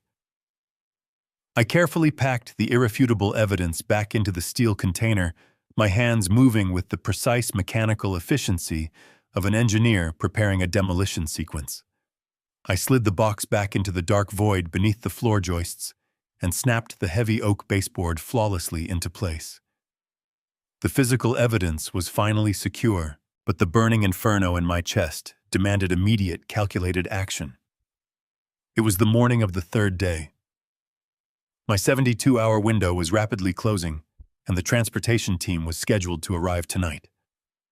I retreated to the guest bedroom, locking the heavy door firmly behind me. I booted up the encrypted tablet, watching the glowing grids of the live surveillance feeds. The house remained deadly quiet. Valerie had left early for a high society brunch, and Preston was allegedly at his downtown headquarters, though the live feed from my old home office proved otherwise. He was sitting behind my mahogany desk, rapidly scrolling through his laptop, his face a tight mask of absolute paranoia. He was sweating profusely, loosening his silk tie as he frantically reviewed his digital accounts. Preston had always been a man consumed by his own fabricated brilliance, constantly terrified that his house of cards would collapse under the slightest gust of wind. He knew the cartel was running out of patience, and he desperately needed the funds from my estate to appease them. I watched him on the tablet screen, noting the nervous, erratic twitch in his jaw as he reviewed his shadow files. I needed to ensure the audio feed in the office was perfectly calibrated to capture any phone calls he might make to his underground associates. I tapped the highly sensitive audio synchronization icon on the glass tablet interface. It was a microscopic, seemingly insignificant error, born of pure, exhausted adrenaline. In my sheer, unadulterated focus, my finger brushed against the diagnostic reset toggle. A sudden, sharp gasp caught in my throat as the tablet screen flickered violently. Across the house, in the ceiling of the home office, a microscopic red light pulsed vividly to life directly behind the slotted plastic vents of the smoke detector. It flashed twice, casting a brief, brilliant ruby glare into the dim shadows of the room. Preston froze instantly. The frantic clicking of his laptop keys stopped dead. He slowly raised his head, his dark eyes locking precisely onto the ceiling fixture. The remaining color drained completely from his face, replaced by a cold, predatory realization. He knew. In that single fraction of a second, the elaborate charade we had both been playing completely evaporated into the stale morning air. He stood up slowly, never breaking eye contact with the hidden camera lens. He did not shout. He did not tear the smoke detector down from the plaster. He simply smiled, a terrifying hollow stretching of his thin lips, and walked calmly out of the home office. The tablet screen showed an empty room, but the silence radiating from the device was entirely deafening. My pulse hammered a violent rhythm against my ribs as I waited for his next move. I knew my son better than anyone else in this world. He would not call my phone to negotiate a peaceful surrender. He would not demand a lengthy explanation or attempt to spin another web of lies. He would immediately accelerate his timeline and eradicate the threat with extreme, uncompromising prejudice. I securely tucked the encrypted tablet under my mattress and slipped a heavy steel wrench into the deep pocket of my trousers.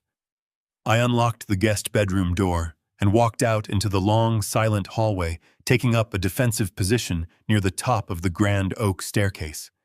The agonizing weight stretched through the remainder of the morning.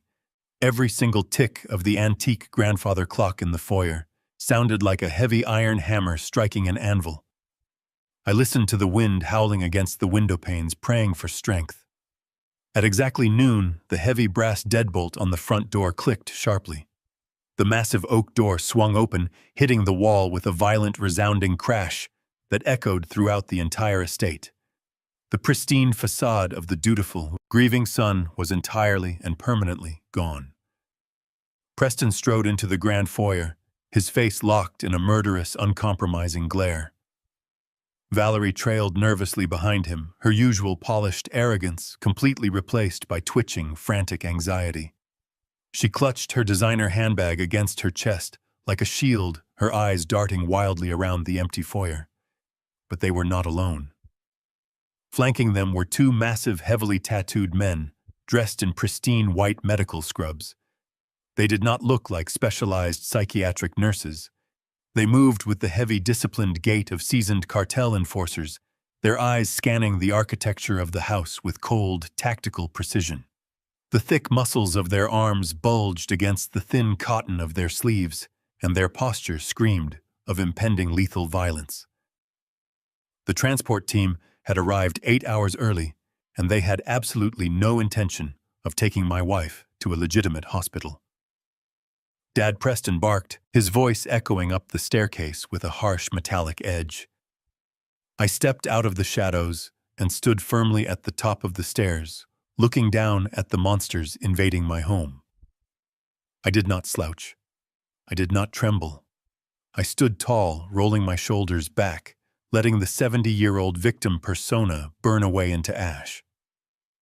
"I see your appointment schedule has miraculously opened up." "Preston," I replied, my voice echoing back down to him with absolute unwavering authority. Preston glared up at me, his jaw clenching so hard I could hear his teeth grinding together. "The game is completely over, old man." Preston snarled, taking a single aggressive step onto the bottom stair. "We are not waiting until tonight. The medical transport has arrived to collect my mother, and you are going to stand aside and let them do their job. If you interfere, the nurses have strict authorization to medically sedate you for your own safety." I looked past him to the two massive enforcers, who had already reached into their scrub pockets, producing heavy pre-filled syringes. "They are not taking her anywhere," I stated coldly, gripping the wooden banister with a hand that had spent 40 years forging steel and concrete. "She is staying exactly where she is, and you are going to leave this property immediately." Valerie let out a high, hysterical laugh, stepping out from behind her husband's broad shoulders. "You are completely delusional, you old fool." Her expression twisted into a grotesque mask of arrogant amusement. She did not just smirk. She radiated a toxic, triumphant joy that made my stomach churn.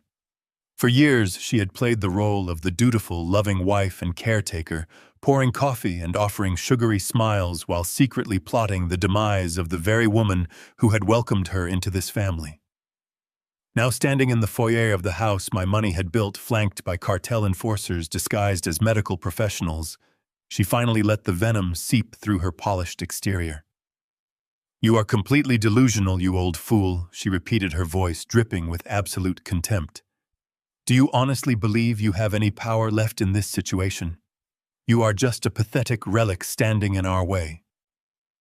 She crossed her arms, leaning her weight onto one hip, thoroughly enjoying the spectacle of an old man supposedly facing his absolute ruin. She genuinely believed I was entirely broken, a fragile artifact ready to be swept into the dustbin of history, alongside my poisoned wife. I looked past her painted face and focused my unwavering gaze directly on Preston. My son stepped forward, his massive frame deliberately blocking the entire width of the grand oak staircase. He positioned himself like a prison warden, cutting off any potential avenue of retreat or escape. The two heavily tattooed men in pristine white medical scrubs mirrored his movements, shifting their weight and sliding their calloused hands into their pockets, their fingers undoubtedly curling around the heavy pre-filled syringes they had prepared for my wife. The air in the foyer grew incredibly dense, suffocatingly tight, with the promise of impending violence. Preston stared up at me, his dark eyes entirely devoid of the boy I had raised, devoid of the young man I had sent to university, devoid of any shred of human empathy. He had fully embraced the monstrous persona he had cultivated in the shadows. He puffed out his chest, adjusting the collar of his expensive dress shirt, preparing to deliver his final crushing blow to the father he despised. He took another step up the stairs, closing the physical distance between us, attempting to use his youth and vitality to force me into submission. But I did not flinch. I did not take a single step backward. I stood anchored to the hardwood floor, channeling 40 years of ruthless corporate negotiations into my posture. Seeing that his physical intimidation was failing to produce the desired terror, Preston decided to deploy his carefully constructed public narrative. He turned his head slightly toward the open front door, raising his voice to an artificially booming, theatrical volume. He wanted the two cartel thugs to hear it, and he wanted any neighbors walking their dogs or checking their mailboxes to hear it as well. It seems the dementia must be completely contagious, Preston announced loudly, his voice echoing off the high vaulted ceilings of the foyer, with a sickening, manufactured sorrow. This stress is just too much for his fragile mind. He is having a total psychotic break, Valerie. He needs to go to the psychiatric ward with Mom. They can share a room and receive the specialized cognitive care they both desperately require. The sheer audacity of his lie was breathtaking. He was actively laying the groundwork to have me permanently institutionalized right alongside Diane. He was painting a tragic, highly believable picture for the outside world of a devoted son forced to make the agonizing decision to commit both of his beloved parents due to rapidly advancing, synchronized neurological decay. It was a flawless, impenetrable cover story designed to hand him absolute, uncontested control over the entirety of my estate. Valerie nodded in exaggerated, loud agreement, playing right along with his twisted pantomime. "It is so tragic, Preston," she called out, projecting her voice toward the open doorway. "We have to do what is best for them, even when they do not understand it themselves." But the theatrical performance ended as quickly as it had begun. The moment the loud, dramatic words left his mouth, his whole demeanor shifted. The fake sorrow vanished from his eyes, replaced by a cold, calculating malice.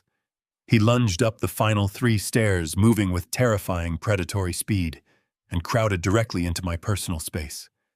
He grabbed the fabric of my cardigan, with both hands, pulling me roughly forward. I let him pull me, ensuring he felt the illusion of physical dominance. He leaned his face in so close to mine that I could smell the stale coffee and bitter mints on his breath.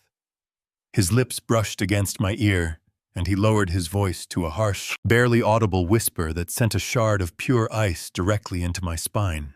"You are going to hand over the original asset documents right now, old man," Preston hissed, his voice vibrating with lethal, unrestrained aggression. "I checked the proxy papers you signed. You deliberately botched the signature block. You used your old invalid corporate variant. Did you really think my lawyers would not catch that pathetic little trick before we went to the bank? I know you have the primary titles and the raw financial ledgers hidden somewhere in this sprawling mausoleum. You are going to walk me directly to them, and you are going to sign them over legally, flawlessly, right this very second. If you do not comply, this entire narrative changes tonight." He tightened his violent grip on my collar, his fingernails digging painfully into my collarbone. "This house has incredibly old, highly unpredictable gas lines, Dad," Preston whispered, every single syllable dripping with murderous intent. "It would be a catastrophic, devastating tragedy if a massive explosion suddenly leveled the entire property while we were out finalizing the psychiatric transfer paperwork. A tragic, unpredictable accident, killing a crippled mother and her senile, helpless husband in the middle of the night. It would be such a terrible shame, but these things happen to old houses. No one would ever question the structural failure." I stared into the black, soulless eyes of the man I had helped bring into this world, feeling the cold steel of the heavy wrench resting deep inside my trouser pocket. He had fully confessed to his willingness to burn his own parents alive simply to cover his staggering financial failures. There was absolutely no shred of humanity left inside him to salvage. I did not break eye contact as his foul breath washed over my face. I needed to keep him completely focused on me, completely confident in his fabricated superiority, so he would not notice the silent blinking light of the micro-camera mounted perfectly within the smoke detector directly above his head. He had just delivered his ultimate murderous threat on a crystal-clear audio feed that was currently transmitting directly to my secure offshore servers in real time. The trap was now fully complete. Every single piece of leverage he thought he possessed was completely worthless. I very slowly raised both my trembling hands in a calculated, highly feigned gesture of absolute, utter submission and total surrender. "Okay, Preston," I whispered, letting a single tear fall. "You win." Preston released his violent grip on my collar, a sickening smile of absolute triumph spreading across his face. He smoothed the wrinkled fabric of his expensive dress shirt, stepping back with the arrogant swagger of a conqueror who had just claimed his ultimate prize. Valerie let out a long, theatrical sigh of relief, dropping her designer handbag onto a nearby chair and crossing her arms.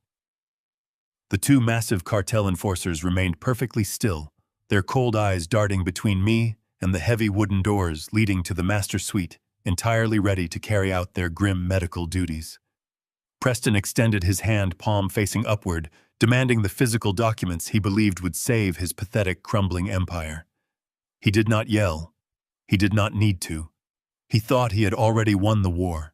He expected me to drop to my knees, beg for my life, and drag him to the hidden compartment where Diane had stashed the raw financial ledgers. He expected the broken, grieving father he had been manipulating for 7 long years. But I did not yell, and I certainly did not beg. I took a slow, deliberate step backward, creating a small pocket of space between myself and the predators invading my home. I reached my right hand into the pocket of my trousers. Preston tensed for a fraction of a second, his dark eyes narrowing, perhaps anticipating that I might pull out a weapon or the keys to a safe. The two men in pristine white medical scrubs shifted their weight, their hands moving deeper into their pockets, ready to plunge their lethal syringes into my neck if I made a sudden move. Instead of drawing a weapon, I simply pulled out my encrypted mobile phone. I held the smooth glass device in my palm, keeping my thumb resting gently over the main interface. Valerie rolled her eyes, scoffing loudly at the sight of the device.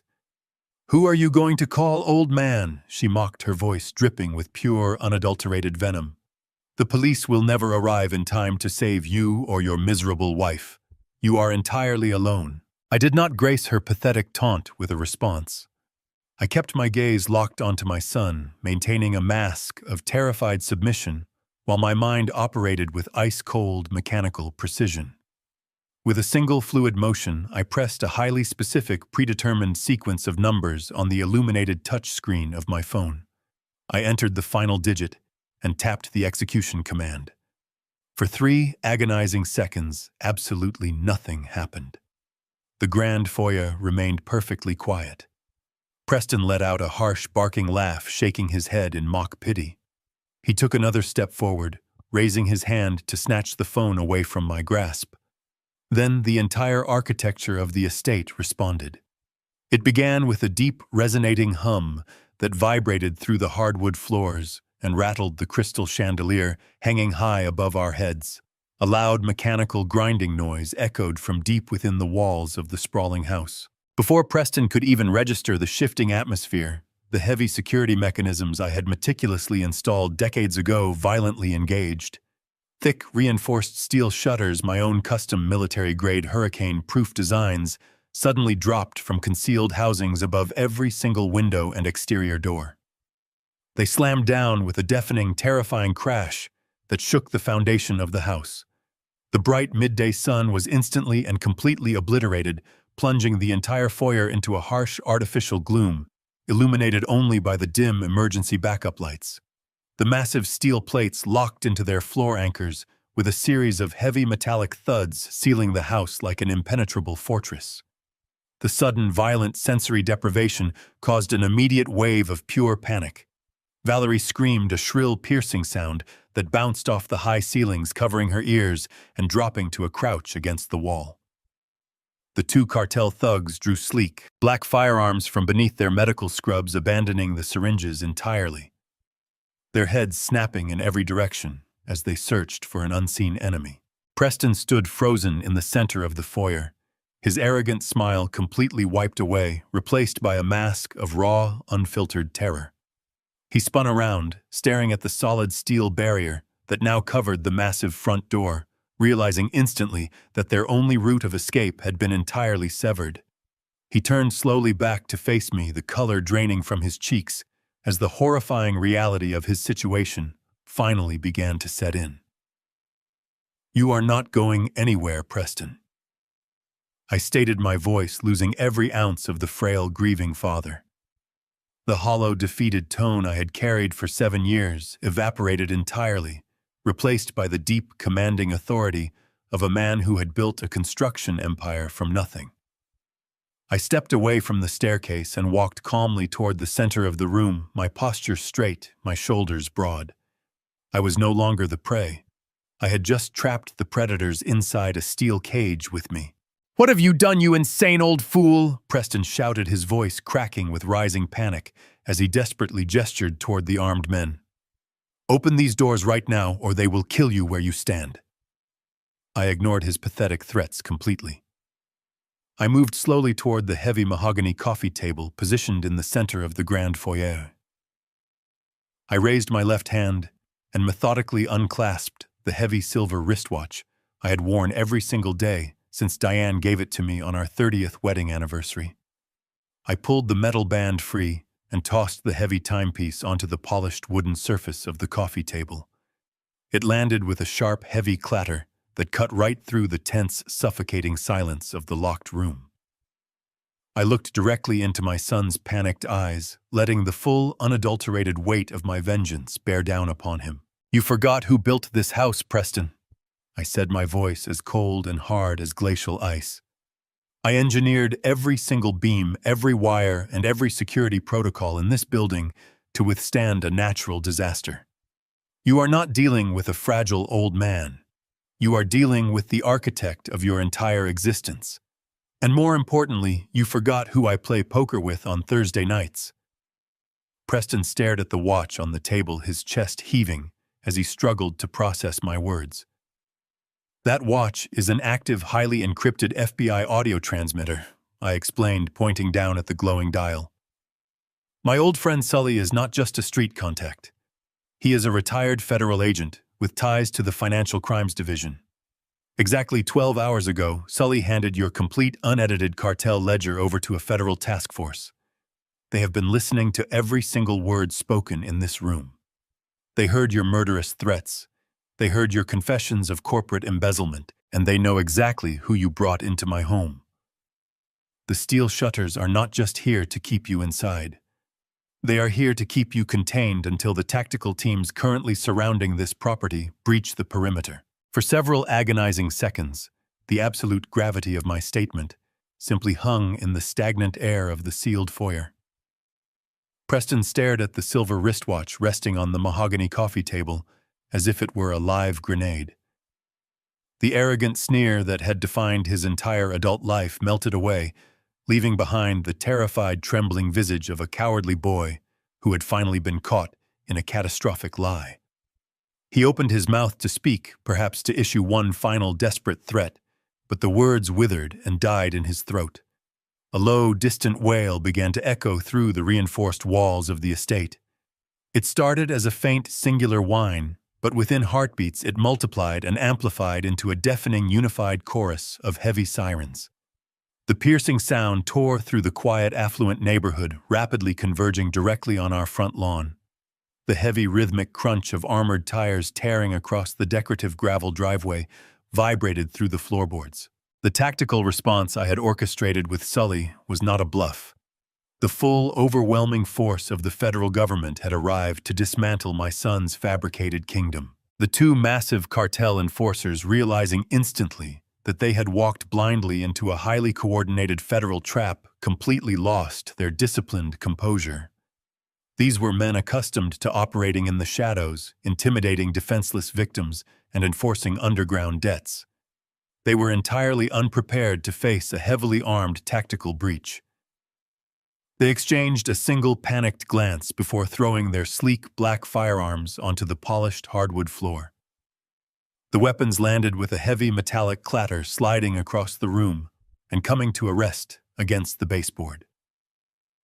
They slowly raised their tattooed hands high into the air, interlacing their fingers behind their heads, and dropping to their knees in a gesture of absolute surrender. They knew that engaging in a localized firefight with a federal tactical unit would result in their immediate violent deaths. Valerie let out another piercing, hysterical shriek, collapsing onto the bottom step of the grand oak staircase and burying her face in her trembling hands. Preston, entirely abandoned by his hired muscle and cornered by his own immense hubris, began to hyperventilate. He spun around in frantic, useless circles, desperately slapping his hands against the unyielding steel shutters covering the front doors. His pathetic, frantic attempts to find a weakness in my structural engineering were violently interrupted by the booming, mechanically amplified voice of an FBI crisis negotiator blaring through a heavy exterior bullhorn. The voice commanded everyone inside the residence to drop all weapons and surrender immediately. I calmly retrieved my encrypted mobile phone from my pocket. I did not look at my son as he clawed helplessly at the solid steel plates. I focused entirely on the digital interface navigating to the core security control application. I meticulously punched in the 12-digit alphanumeric override sequence, bypassing the lockdown protocol I had initiated merely minutes ago. The heavy internal gears ground into motion. The massive steel shutters covering the front doors and surrounding windows instantly unlocked, rising upward with a loud mechanical hum. The sudden influx of bright, blinding daylight flooded the grand foyer, revealing the terrifying, awe-inspiring sight of 24 heavily armed federal agents stacking the perimeter. Before the heavy oak doors had even fully swung open, the tactical teams flooded into the residence in a blur of dark Kevlar ballistic helmets and blinding tactical lights. The sheer velocity of the breach was breathtaking. Crisp, commanding voices filled the massive space, ordering everyone to the ground. Red laser sights painted the chests and foreheads of the intruders. The 2 cartel enforcers were violently subdued in a matter of seconds, heavy zip ties securing their wrists as they were dragged roughly toward the exit. Valerie was hauled up from the stairs, screaming incoherently, as cold steel handcuffs were ratcheted tightly around her delicate wrists. Preston offered absolutely no physical resistance. His knees completely buckled beneath his weight, and he collapsed onto the expensive Persian rug. 2 federal agents immediately descended upon him, driving their knees into his back and twisting his arms violently behind him. As the metallic click of the handcuffs echoed through the foyer, the final shred of Preston's manufactured loyalty to his wife instantly evaporated. He violently twisted his neck, looking desperately up at the commanding officer. "It was all her idea," Preston screamed, his voice breaking into a pathetic, high-pitched squeal as he nodded frantically toward Valerie. "She arranged the cartel loans. She managed the shell accounts. She told me to silence the old woman. I am completely innocent. I was forced into this." Valerie stopped screaming. The sheer cowardly magnitude of his betrayal hit her like a physical blow. She stared at the man she had conspired with, the man she had married for wealth and status, as he desperately tried to offer her up as a sacrificial lamb to save his own miserable skin. A guttural, animalistic sound tore from deep within her throat. Ignoring the federal agents restraining her arms, Valerie lunged violently forward. She threw her entire body weight toward Preston, kicking wildly and thrashing her head. "You pathetic, lying coward!" Valerie shrieked, spit flying from her lips, as her heel connected viciously with Preston's ribs. "You pushed her down the stairs. You crushed the pills. You begged the cartel for the money to save your pathetic, failing fund.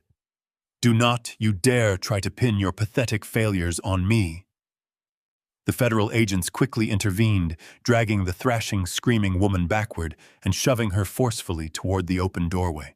Preston lay whimpering on the floor, clutching his bruised side, entirely stripped of his dignity, his power, and his freedom. I walked slowly across the grand foyer, my footsteps echoing with a heavy absolute finality. I stopped directly in front of the man who had tried to murder my wife and steal my legacy. I looked down at him, feeling absolutely no pity, no regret, and no sorrow. The purge of my paternal naivety was completely absolute. I crouched down slightly, ensuring my face was the only thing he could see.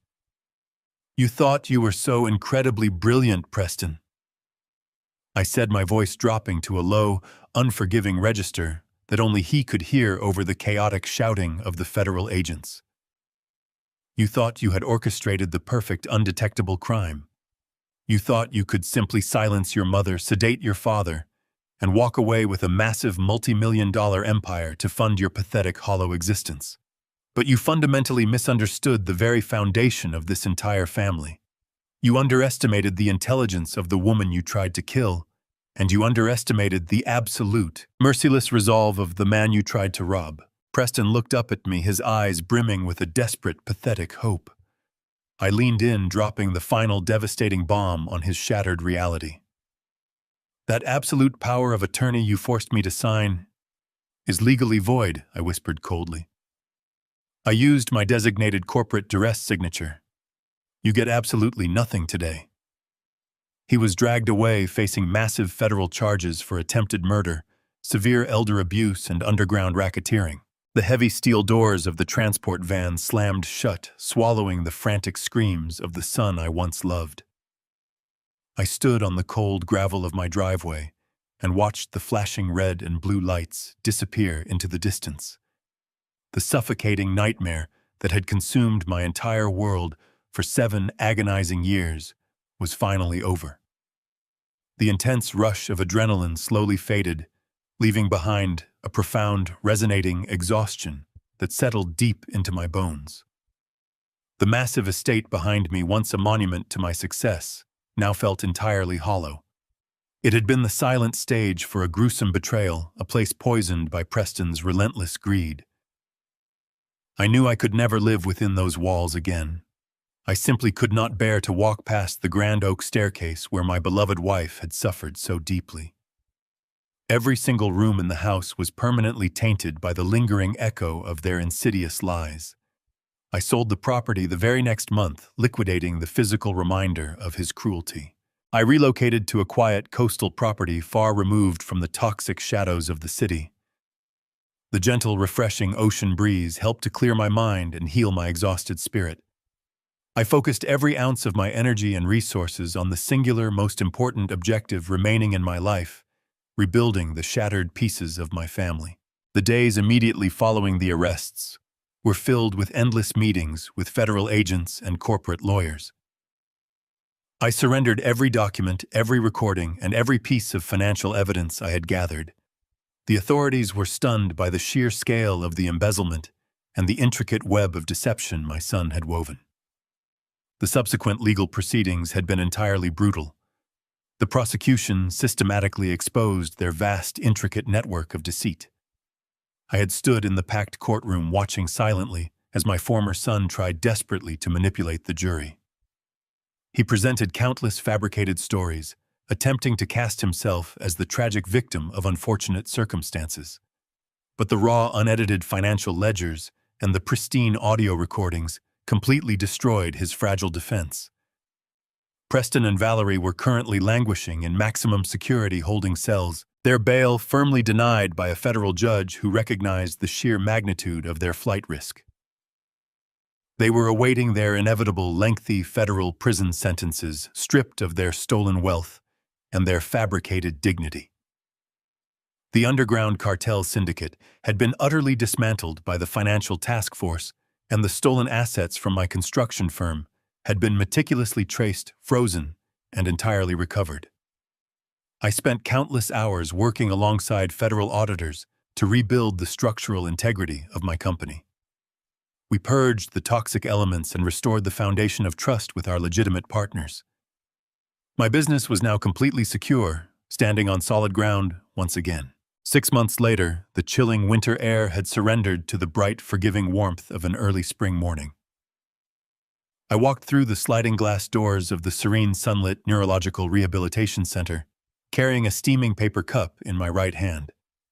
The sterile, depressing environment of the previous corrupt medical facility was entirely gone. This place was a sanctuary of healing filled with vibrant green plants, open spaces, and dedicated professionals who actually valued human life. My true victory was waiting for me at the end of the bright corridor. I approached the open doorway of the private corner suite, my heart beating with a steady, hopeful rhythm. Diane was sitting in a comfortable armchair by the large window, bathed in the soft golden light of the morning sun. The pale, lifeless pallor that had haunted her delicate features for 7 long years had completely vanished. Her skin held a healthy rosy color, and her posture was relaxed, supported by her own recovering strength rather than artificial restrictive restraints. It had taken months of rigorous, grueling medical intervention to slowly and safely flush the lethal cocktail of heavy metals and first-generation antipsychotics from her fragile system. There were days of terrifying uncertainty, agonizing moments when I paced the hospital waiting rooms fearing the chemical damage was permanently irreversible. The doctors had warned me about the unpredictable nature of severe neurological trauma. But my brilliant, remarkably resilient wife had fought her way back from the suffocating darkness with a silent, ferocious determination that had deeply humbled me completely. I stepped softly into the quiet room. Diane turned her head toward the sound of my footsteps. Her beautiful eyes, once clouded by a thick, unnatural fog, were completely clear and radiantly alive. They sparked with the sharp, analytical intelligence I had fallen in love with 4 decades ago. The profound recognition in her gaze was an absolute miracle. I walked over and gently placed the warm paper cup on the small table beside her. I had prepared the coffee exactly the way she preferred, stirring in precisely 2 packets of raw sugar and a small splash of cream, just as I had done every morning before the accident. She looked down at the cup, then slowly reached out her trembling fingers, brushing softly against my weathered hand. The simple, innocent touch sent a profound, healing warmth directly into my fractured soul. She wrapped her fingers around the warm cup, steadying her grip, before lifting it carefully to her lips. She took a slow, deliberate sip, closing her eyes for a brief moment, to savor the simple, reclaimed pleasure of a familiar routine. Then she lowered the cup and looked directly into my eyes, a familiar, teasing smile playing on her lips. "Victor, this coffee is a bit weak today." A sudden, overwhelming wave of pure emotion crashed through my chest, shattering the final remnants of my stoic facade. The simple, beautifully coherent sentence was the greatest sound I had ever heard in my entire life. I knelt down beside her chair, wrapping my arms gently around her shoulders, as hot, silent tears finally spilled over my cheeks. I held her close, feeling the steady, reassuring beat of her heart against my chest. All the wealth in the world, all the commercial properties and businesses I had ever built, meant absolutely nothing compared to this singular, perfect moment. We had survived the ultimate betrayal. We walked through the darkest fires of hell and emerged on the other side, completely unbroken. The long, terrifying nightmare was finally finished. I knew the road to full recovery would still require immense patience and unwavering dedication, but we would face it together. The tears were no longer born of paralyzing grief or suffocating despair. They were tears of absolute, unfiltered joy.